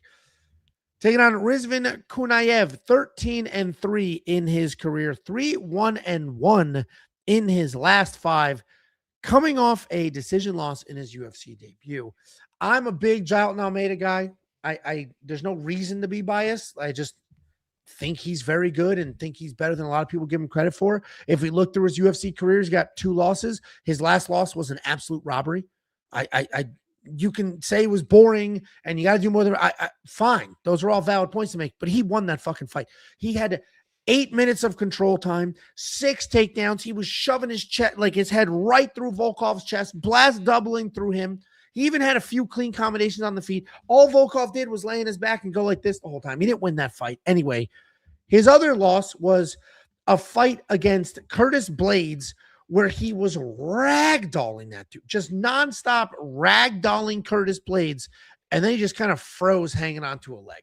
I think Jailton Almeida is very good. DC got caught in a hot mic by Tom Aspinall, who didn't edit it out for clicks and views, that this guy can't fight. And I get it. I get the point. He doesn't have a lot of striking, and what he does, I understand. I get all of it. But the reality is he has a nasty blast double. He's a phenomenal grappler. And I would argue the best wrestler in the UFC's heavyweight division today. Top 10 all time today, the best wrestler in the UFC's heavyweight division. And what does his opponent want to do? Wrestle. Rizvan Kunayev wants to wrestle. A former steroid user who still looks like this. Actually, it looks like he's lost a couple of pounds recently, but a former steroid user. Love handles. And the guy wants to grind you to the cage and take you down. You know who doesn't grind you to the cage and just fucking runs right through you? Jailton Almeida. I am shocked that these odds are heading in this direction.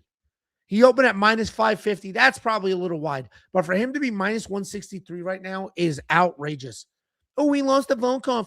First of all, no, he didn't. Second of all, Volkov is a top 5 heavyweight on planet Earth. Curtis Blades, top 5 heavyweight on planet Earth. Jailton Almeida pieced them both up. One bad decision, the other one he froze. Rizvan Kunayev is not going to beat Jailton Almeida. Jailton Almeida will shove his head in that dude's chest, run right through him, and off his back, he's going to be clueless. Jailton Almeida is going to be the pick here. That's it. Jacob, what do you think? This one is a tough one for me, ladies and gentlemen. I'll be straight up and honest with the folks, because I'm a big Jailton hater. I've been a Jailton hater for a long fucking time.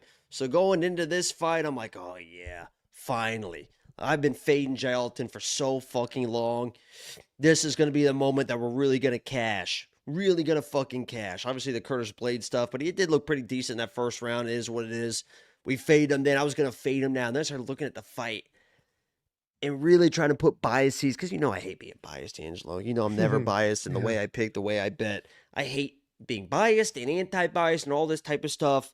I broke down this fight with no biases, and I came out of it being like, yeah, Jailton should fucking smoke this guy. This is either going to look like the Torres Finney Jacob Malkoun fight where he's like not getting the takedowns and Kunayev is like slightly a better striker, but he's also getting tired, so he can't finish Jailton. But Jailton has shown that even when he's tired, he's getting takedowns. Like he was tired against Derek Lewis, he was still getting takedowns. He was tired against Volkov, he's still getting takedowns. He was one of his best takedowns was in the 3rd round, tired as hell, blast double. Yeah, right he knows how to cut the angle. Like it's not just like typical, like just try to out athleticism. He can do that. But the angles he's cut into fucking just, grab the leg and just fucking, so he doesn't have to use all that energy. He's very technical in his wrestling. And I will say, we're talking about teammates and brothers and stuff on this card. He is teammates with Eduarda Moura. You want to know why Eduarda Moura is such a good grappler and wrestler and stuff too. Not to his level, but they are teammates. They're friends, really good friends and stuff like that. So if Moura gets knocked out, maybe Jailton is like kind of a head case because he seems like kind of a head case. The guy doesn't want to throw punches for some reason. Like he just kind of lays on people, doesn't even try to punch him in the face. It's a very weird type of situation. If this fight extends, obviously I'm get more and more worried. But Kunayev is a guy that these heavyweights, when they do get taken down, and I know he was defending takedowns versus Curtis Blades, even though he was taken down early, they all give up their back. Like that's just like against other heavyweights. There's not a lot of like jiu-jitsu type heavyweights. So you go to your knees, you give up your back, you work to the fence, you break the hands. Like that's how heavyweights defend takedowns. When you give up your back against Jailton Almeida, it is fucking 2 hooks in and a fucking python around your neck before you can even fucking blink. It's a bad strategy to give up your back. So even if he's getting taken down and getting back up, Jailton's a really, a jiu-jitsu type of fucking guy. Like, he's going to throw those hooks in, and this guy's going to be in big trouble. And he's going to get a takedown early, like, unless there's some weird flash, whatever. And the good news for Jailton, too, is he's not like, Kunaev isn't like a big power puncher guy. Like, he's more of a volume, as Angelo mentioned, kind of a wants to get you down and ground and pound and kind of be nasty and physical with you and stuff like that. So it's not like Jailton's got to be worried about this big, this big power puncher waiting. Like, he's going to shoot the takedown. He's going to get the takedown. He either subs this guy or the fight extends and takedowns might get a little bit harder. But as much as I hate Jailton, I think he kind of fucking runs through this guy. I know it's short notice and stuff like that, and the odds are kind of weird. Like, why isn't Jailton minus whatever? But I think at this point, there's a lot of Jailton hate because of the Blades fight, because of how he fought the Volkov fight. This seems like a statement fight, like a typical Jailton, get the takedown, get the back, choke him out, and be like, hey, I'm still that dude, And I don't like the guy. The hate is so weird. Like, I get, he's boring. Dude, here's his UFC career. He started on Contender Series, round 2 submission. Then he goes into the actual UFC, round 1 finish. And by the way, round while you're 1 reading finish. this, somebody round tweeted 1 me. finish. No, round 2 stop, finish. stop. You said while. No, before I think I meant before.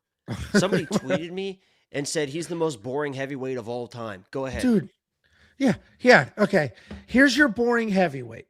Round 2 submission win on a Contender Series. Round 1 finish, ground and pound over Danilo Marquez in the UFC. Round 1 rear naked choke over Parker Porter. Round 1 rear naked choke over Anton Turkalj.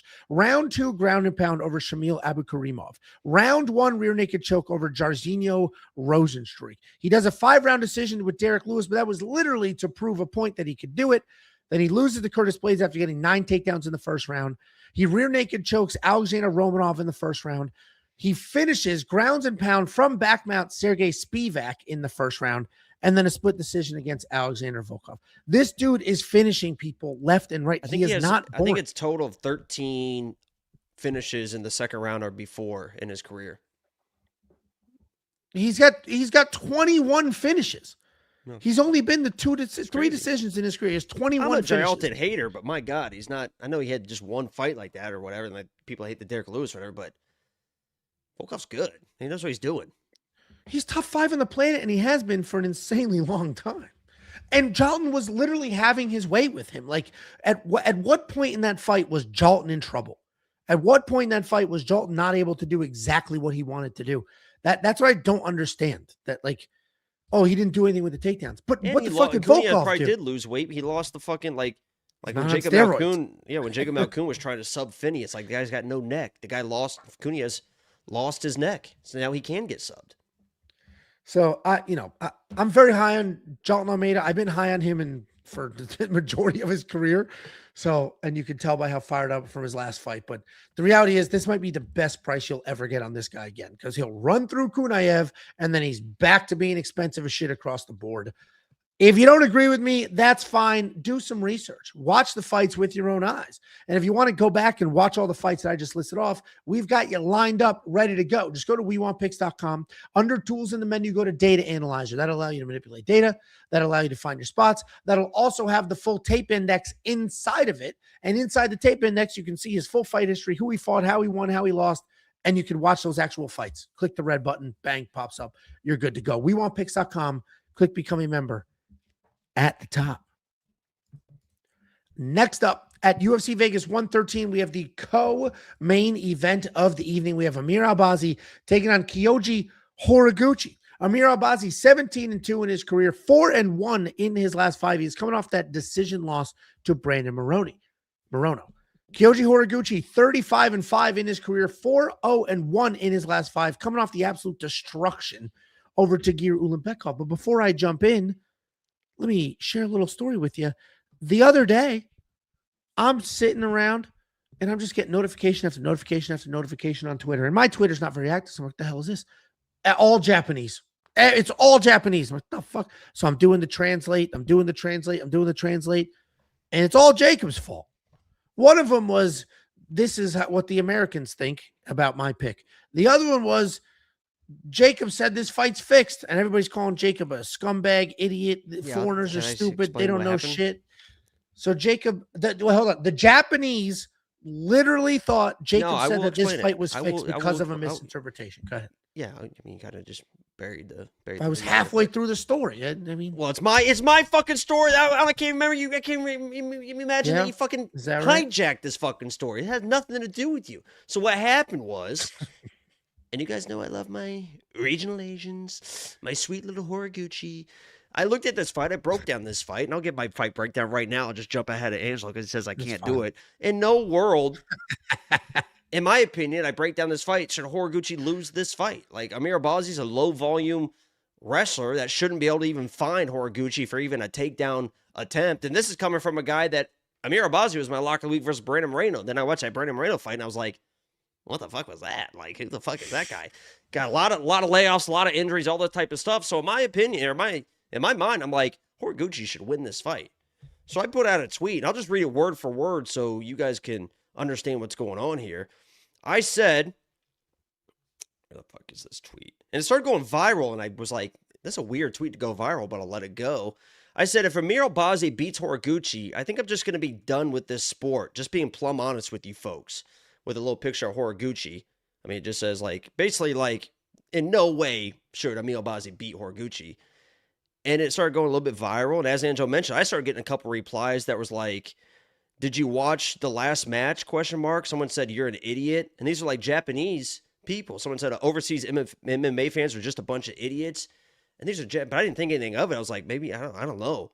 But apparently, and the funny part about this was, on Twitter, a little bit later the next day, I see a tweet that was like, rumors are circulating overseas. And again, this is from a Japanese MMA person. Rumors are circling overseas that Horiguchi is going to throw the fight. The tweet says this: looks like the match fixing suspicions around Horiguchi and Albazi have popped up overseas, but not a single Japanese MMA outlet doubts Horiguchi and trusts his levels at an all-time high. And I read that and I sent it to the group chat and was like, wow, look at this. Like, people think for some reason that Horiguchi's going to throw this fight. Like, that's weird. And then I got a reply that it was because of my tweet that all of Japanese MMA thought I said, because of the translation, that Horiguchi was going to throw the fight. There was some weird lost in translation situation that my tweet that I just read to you guys got translated to where the Japanese people thought that I was saying that Horiguchi was going to throw his fight. That became an actual rumor. And I had to be like, what the fuck? And there was one guy, my sweet little the main one. Yeah. Japanese Yeah.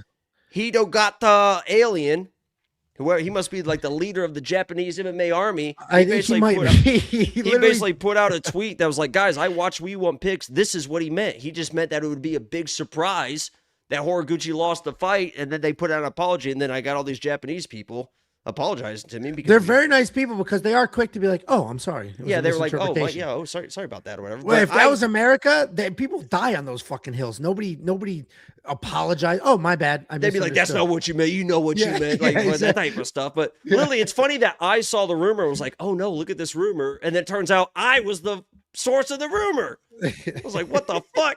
So I had all these Japanese people, and they were tagging We Want Picks and stuff as well too. But it's all cleared up now, and my breakdown is Horiguchi should not lose this fight. It's funny because that guy does watch the stuff. Because anytime we break down a Japanese fighter, he's like, "This is what this person says." He even put like as like a way to like defend Taira, me. yeah. He's like, "Look, guys, he even picked Tatsuro Taira and had my breakdown of Taira. Like, look, he's an ally. I love her." Well, one Japanese. time, I think it was him, Josh and I. Japanese, Chinese, dirty knees. Look at these. Josh and I were doing a bad takes, and he said something about Tatsuro Taira looking like an anime character. I was like, that feels racist. And he's like, I have an Asian wife and Asian kids. I'm fine. And then that guy cut that out and like tweeted. It was like, what do you guys think? So it was funny. But let's break down this actual fight. But I never almost caused a fight fixing rumor. I did. Imagine it got canceled. Like I saw other tweets because you know how Twitter, how Twitter, like we see nothing's one, original. It starts pushing it. Like I saw other people pop on my For You page being like, man, I don't think Horiguchi would do that. Like, is this? And I kept reading them being like, yeah, where's this coming from? Fucking, it was me. Well, hopefully that's not what happened to Alexander Hernandez last week when his line randomly moved and he got pulled. I think that's literally what happened. Somebody just made up stuff. I mean, all greedy bastards will see But a the good rumor news and be is like, the "All Horiguchi right." line didn't like crash. He's actually Nothing wider happened. now. Yeah. Well, and the reality is a lot of this is recency bias. And if you watch both of these fighters with a recency bias lens, this line's not wide enough. He should be a minus 1,000 with recency bias. Amir Albazi was flat and did nothing in his last fight. Meanwhile, Horiguchi came in here and went bananas. His return to the UFC over a giant Dagestani. He defended the takedowns. He got a takedown of his own. I don't think he was credited for it, but he got a takedown of his own. Absolutely lit that fool up on the feet. Just did whatever he wanted to do. It was a wild showcase. So there is recency bias in this line because Amir was highly regarded for a while. And now it's just like, you suck, you do nothing. I want to remind you, what? Isn't this technically Asia versus Asia? Iran is Asia, right? Is it? Or is it just the Middle East? Is that? I don't know. I don't know, because like Russia is Asia and Europe. And then India is Asia. So I just don't know where Iran is on a map, but could be. Yes, Anyway. Iran is part of Asia. There you go. Asia versus Asia. We've got a couple They're of not. regional Asians. No, they're better than regional. I actually put the parlay non-regional. These aren't regional Asians. These are high level. The regional Asians. Amir at one point in time was a highly regarded guy. Good wrestling, good striking, can do all the things. Then he's just had major neck injuries and surgeries. And that was what happened. He came back after major injuries, fought Brandon Moreno, and did nothing. And Kyoji came here, back to the UFC, comfortable as hell, did whatever the hell he wanted to do in that fight. And if you guys don't know, Kyoji Horiguchi is a long-standing UFC fighter who left. He fought Demetrius Johnson for the belt in 2015, left the UFC, accumulated some regional belts, lost a couple fights here and there, came back, looked spectacular. I'm also going to pick Kyoji Horiguchi. Obviously, he looked unbelievable in that last fight. I have to assume more of the same here. I think it'll be closer than the Tagir fight. Like the way he beat the shit out of Tagir, that's not going to happen again. Amir's going to look better in this fight than he did the Brandon Moreno fight because it's not a long layoff. He should be more healthy. He hasn't fought in a year and a half. That's how long ago that fight was? November 2024. That's when the fight against Moreno was? Yeah. You're just making that shit up. You're making that shit up. Dude, that feels like last year. You're making that shit up. Hold on. Please hold.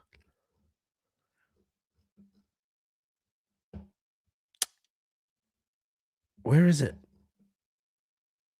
Brandon Moreno canceled November 2024. He did just win a grappling match December 17th against. I'm sorry. He did just win a grab. I'm sorry if it was a misinterpretation. My boy Philo in a grappling match. I know that. I watched that. Well, all right. Either way, same opinion. I think he's going to look better in this fight than his last fight. That last fight was after major surgery. I don't think that's the case here. No, I guess it's Iraq, not Iran. I still think Kyoji Horiguchi is going to win this fight, and I have to base it solely off of how spectacular he looked in his last fight. I had no clue that was November 2024. Oh yeah, that feels like, doesn't that feel more recent? Like obviously that in your head because it was my lock of the week, so you're a little closer to kind it. of stack on top of each other, so Sure. It feels like it was a long time ago.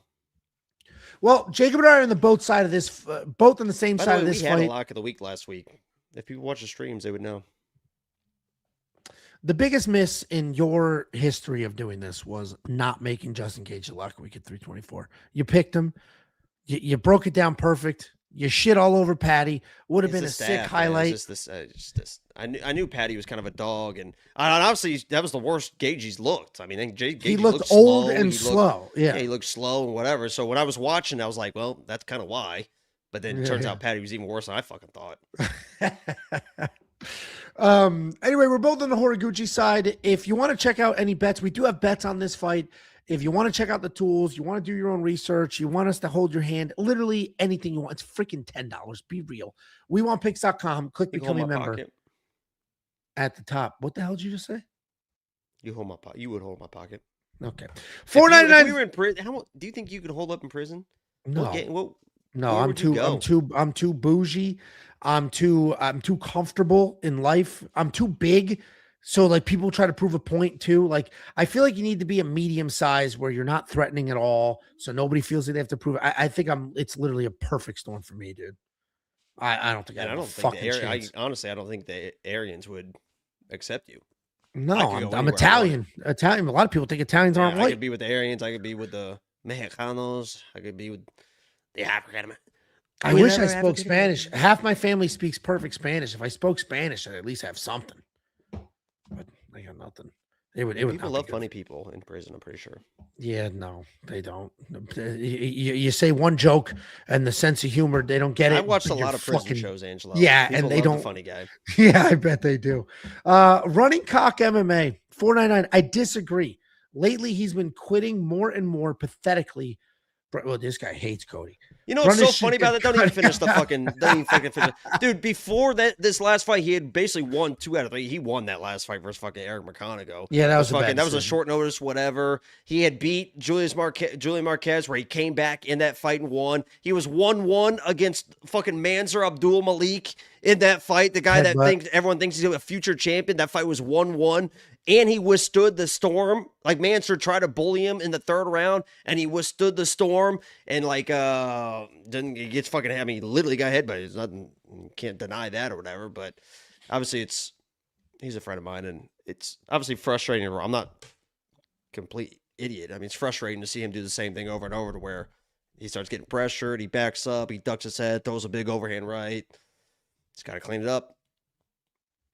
Yeah, and my whole point was I think he's a great measuring stick. But thank you for the super chat. $2 from, or exactly how Jacob says it, but it's Lati.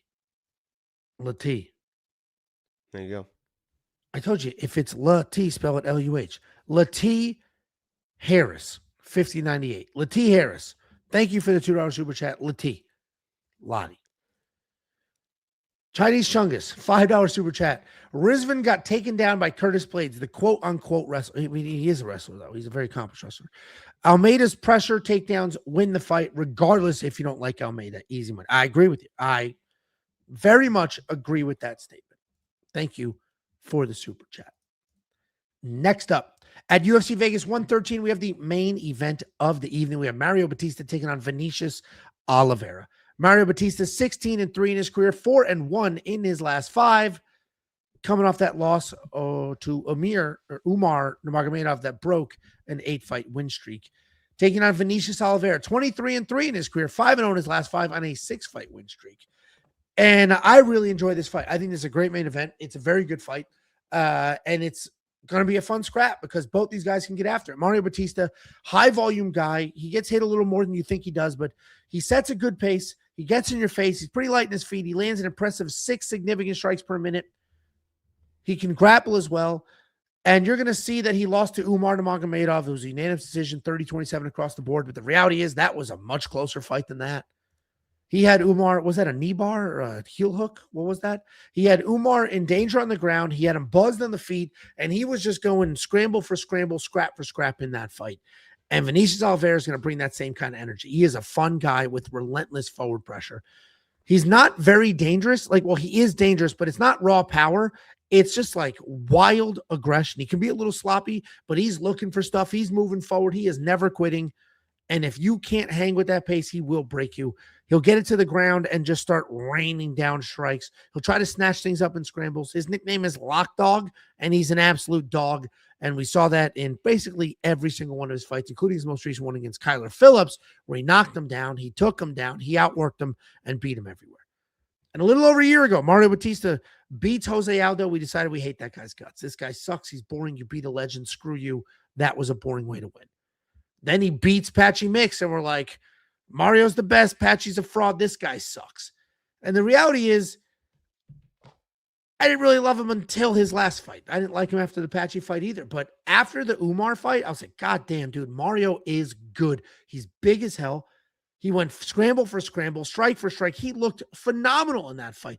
One of the few times where you gain a lot more from a loss than you would have if you just beat somebody else in the top 15. I thought Mario looked spectacular in that fight. And that guy that was hanging with Umar, that guy that was going scramble for scramble, still striking, still looking for submissions on the ground, never accepting positions. I think that guy beats Vinicius Oliveira. Vinicius is an absolute dog, though. This should be an absolute fantastic fight, but I am going to pick Mario here. I'm also surprised these odds are wide, and I have a plus 5.5 bet on Vinicius. I think this is a fun back and forth scrap that ends up going to a decision, and all I need Vinicius to do is win 2 rounds on 2 judges' scorecards and 1 round on a third, and I think he can do that. Jacob, what do you think? I know Vinicius very well. I put out a tweet that basically was like, let me just fucking read the tweet word for word. I've had him anti-lock of the week. I had Bernardo Sopai as the anti-lock of the week. I've had Vinicius as my lock of the week. I've talked to Vinicius. I said this, and see if you agree with me. Vinicius absolutely destroying Mario would be the best thing to happen to the 135 division in a long time. Vinicius is an absolute psychopath that's been begging to fight Umar and others at the top of the division for a long time. He's wild, charismatic, dangerous, fearless, everything you want in a fighter. I'm a big fan of Vinicius and what he does. He's fucking huge for 135. He's strong as an ox. He's fun. He gets in your face. The guy's got the heart of a champion. You watch that Bernardo Sopai fight. He was tired. Bernardo was tired, and he came back after getting kind of mauled and came back and find that crazy knockout. He's never going to quit on himself, even if he's tired. You have to finish this guy to get him out of there. I fully respect everything that Vinicius wins. And if he comes through and finds some shot or whatever to win this fight, I'm going to be happy as everybody. I'm a big fan of Vinicius. He should not win this fight. Yeah. Like, he should not win this fight. Mario Bautista is like way better technically. I'm not saying he can't win the fight. I know people are going to lose their mind, but he should not win this fight. Mario Bautista should win this fight. Vinicius, even kind of as he's kind of building this character and building this confidence and building this fan base, he's almost getting more and more wild. Like, usually he was pretty dialed in until he would start to slow down or the fight extended. Then he'd do the drop the hands, walk forward type of stuff. Now he kind of just starts like that. He does slow down. He is like incredibly sloppy with the striking. I mean, incredibly sloppy. Gets hit. He's been knocked out before. Mario Bautista is the way better fighter. Now, sometimes the way better fighter doesn't win fights. But Mario Bautista has shown he has the pace. He's shown that he has striking. He can go to wrestling. He can slow fights down. This is a big step down in competition for Mario Bautista at a 5-round main event. Now, Vinicius loses this fight. It's not a big blemish. It's a great opportunity. You take these opportunities, but I think this is more building up Mario. Another stat here, comparing a guy like Mario Bautista, just a fun stat. Jailton Almeida, who's also on this card, that's why I made this stat, has landed a total of 188 significant strikes in his 11 fights in totality. That's about 17 significant strikes a fight. 188 in 11 fights. Mario Bautista landed 173 significant strikes in the 3-round fight versus Patchy. I know it's Patchy. I know it's just a fun stat. Don't take it too serious or whatever. But I love Vinicius. I'll be rooting for him. I think it'd be better if he won the fight. But, I mean, Mario's better everywhere. He's better everywhere. He's a better striker. He's a better grappler. He's better everywhere. I can't believe it. So I would price Mario at minus 300 probably. It'll come down to cardio, and we just haven't seen either one of them do 5 rounds. So I don't know if they slow down or stop. I know that Vinicius does slow down in 3. Yeah, a little bit. When this hits championship rounds, I think Vinicius is in trouble. I think he's in fucking trouble. Yeah, I mean, I'm looking forward to this fight. I think it's a great. This is what Apex main events should be. One guy in a phenomenal win streak, another guy who just lost to the number 1 guy in the division. Like, this is what fight night main events should be. This is another one of those things that when the second that Vinicius shoots a takedown, this fight's over. In my opinion, I think he's going to beat the striking, do the striking, do whatever. He shoots before he's tired a lot. I'm telling you, in this one, in the main event, he's not going to want to. He's not a guy that's going to try and wrestle to a win. He's going to not wrestle until he feels like he needs to wrestle, and that means he's uncomfortable. Yeah. He's a proud, I'm going to make a statement, main event. He's not going to come with a wrestling game plan. So when he shoots a takedown, this shit's fucked. Yeah, I mean, it could be. He doesn't seem like he's got quit in him. So I imagine this is a full 5 rounds, just an absolute war.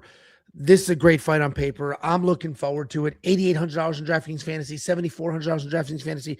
They both could score a gazillion points here. Vinicius Oliveira at $7,400 with 5 rounds to work with could absolutely be, I mean, even in a loss, this dude could cover his salary. If you want to check out every pick, every bet, every tool, everything that we offer, it's freaking $10. It was always $10. It'll always be $10. And all we do is add, improve, enhance. $10. WeWantPicks.com. Click become a member at the top. Couple of super chats. $5 from Brandon Lawson. Thanks for the $75 from the Underdog play. 120 in the last 2 weeks. Thanks for the amazing content and awesome tools. I appreciate you. Yeah, I've been on a little bit of a hot streak with both Prize Picks and Underdog. And so glad that's working. And the safety parlay. Only 2, but glad things are working out so far. Brandon's 1011. Oliveira will get tired and sloppy. He could. 100%. And you know, it doesn't stop him though. He just stays sloppy. Not yet. Not against these little grapplers. Father Mozgus, 3315, $2 super chat. Saw you and Jacob in the files. Any comment? You know what's funny about that? I'm surprised nobody has like. Oh, here we go. Yeah, give him ideas. Well, I mean, the kid stuff is the problem. But I'm surprised nobody's been like, whoa, I was on the island, sick party, babes everywhere. Everybody was of age and consenting. Sorry, I party with billionaires. I'm surprised nobody's tried to lean into it. Why do you think nobody's done that, Angelo? Because that's not single what happened. Party, every single one was like a fucking disgusting shit fuck. Of course. The fuck? I thought even Diddy had like normal parties. This isn't a Diddy situation. This was like traffic. This was a private island. This wasn't like come to my fucking apartment after the Grammys. Anybody can walk in and show up. This was invite only type shit, Angelo. Come on. And it was all just like I understand, like it's crazy. The Bill Gates stuff is the craziest stuff. That's the crazy. Like, okay, he caught something from a Russian prostitute. All right. I don't think we're going to get our video push talking about this. The begging for the antibiotics to sneak to his wife's crazy. I mean, think of the algorithm, Angelo. You're a billionaire. Go to a doctor. $1.99 from YMCMB9872. Is this not Fluffy and Michelle 2.0? You're saying Mario's Fluffy and Vinicius is Michelle? Could be, but Mario's not really a grappler, though. He can grapple, obviously. Yeah, he can grapple, obviously, but I think he'll just stand. I don't see Mario shooting takedowns. You do? I think if he shoots takedowns, he starts shooting takedowns after the second round, I think he's going to have some real success and wear this guy down. Yeah, this could be a fun fight. And then Latia, what was it again? Latia Harris. Wait, y'all went? No, we didn't. Of course not. Are we rich or famous enough to go to the island? Why won't you take me to the island? Did I send you that clip earlier that it was absolutely killing me? I gotta share it right now. If I didn't, this absolutely. It's gonna play through my headphones because fucking AirPods. It was. Why can't I go to the island with it like this with a laptop facing out, and it was like pretending to be what's his name, and it was like, show me your pussy, and it was. Oh my god, Angelo! Oh my god, dude. We can end this for another hour now. Stephen Hawking. It was so fucking You're funny. So unprofessional. Guys, don't forget to subscribe. All right. Please, especially if we just destroyed the algorithm talking about your super Did somebody chats. clip that, by the way? Dude, the clip is That clip- unbelievable. yeah, that clip that people are going to clip out is unbelievable too. I want to put that on my live stream Saturday. Every time we hit a bet, it's going to be like, show me the pussy, pum, pum, pum, pum, like a sample, like a music sample. Show me the pussy, pum, pum, pum, pum, pum. That actually would be a solid segue for sure. After you guys are done, subscribe and check out the website. The reality is, it's the greatest offering this space has ever seen. That is an objective fact. That nobody that has ever thought about doing this, that has ever done it, that nobody can compete with what we have built. Nobody. It's not possible. They'll throw some bets on a Patreon. They'll pretend they have some data. They'll do some Euro trash nonsense. Charge $100. Nobody can compete. Nobody. Period. End of story. That is just an objective fact, and it's $10 fucking dollars. They got personal pan pizzas at Pizza Hut. Buy one get one free right now on Uber Eats. Dude, I can get 2 personal pan pizzas for $7. You ever heard of that? Uber Eats is an unbelievable ripoff, but when they some have to crazy buy, deals. I was gonna say, the problem is it's built into the, like it's Kohl's. It's Kohl's. Hey, this pair of pants was $11,000. Now it's only I'm $50. saving Yeah, $9 you're about right to do Kohl's math. You're doing Kohl's math. You ever go to a fucking Kohl's? It's like this pair of Dockers pants you was get- you buy- $199. Yeah, you buy Now $100 it's worth of $40. stuff, and they're like, "Wow, look at that! You saved $985 today." It's like nobody. It's like I bought was- 5 T-shirts. What are you talking Yeah. about? These are Izod work pants, man. These were never $200. It's the same thing on Uber Eats. Oh, if you buy one, Have we got any Young LA stuff lately? No. I just talked to Giordani the other day. He's like, text me your sizes again. And then I think he should ship some stuff directly to me now. he lost a ton on Diego Lopez. So then I was like, I'm not just going to send my sizes. I'll wait. I'll wait a little bit. Feels a little rough to ask for something right now. I don't ask for anything. I was just curious. You asked for God to cure your cancer. Jesus wept, so can I. All right, guys, thanks for being here. You want to support the boys, click subscribe. You want to support it even further and get something for it, check out the website. If not, we appreciate the watch, the like. 2 personal pan pizzas, pepperoni, and usually I get the cinnamon rolls. You're eating all that shit at 10:30 on a fucking I Tuesday? haven't eaten dinner. This is what I do for the people. Like the video if you haven't already. Why don't you eat earlier? Subscribe if you're new. Angelo, for the love of God, in the afternoon I go to the goddamn gym. Have you ever heard of it? And you get home from the gym at what time? Today was 5:30. There's a lot of time between 5:30 and 7:30 to eat Take something. the dogs out. Shower. How long is that Sex. shower, you dirty teenager? Shower sex. Okay, sure. Mom, tell him, Mom. Tell them what you heard in the shower. She's in a wheelchair. It's a joke. It would rust. Who you All picking right. for the Super Bowl? You know what's funny? Hey, everybody knows I don't really know shit about shit. I find myself rooting for the Pats because they're so hated. Meanwhile, in the Northeast, I was rooting against the. Okay, he's gone, and the fucking video does this when people leave the stream. Thanks for being here. We appreciate you. We'll catch you on the next one.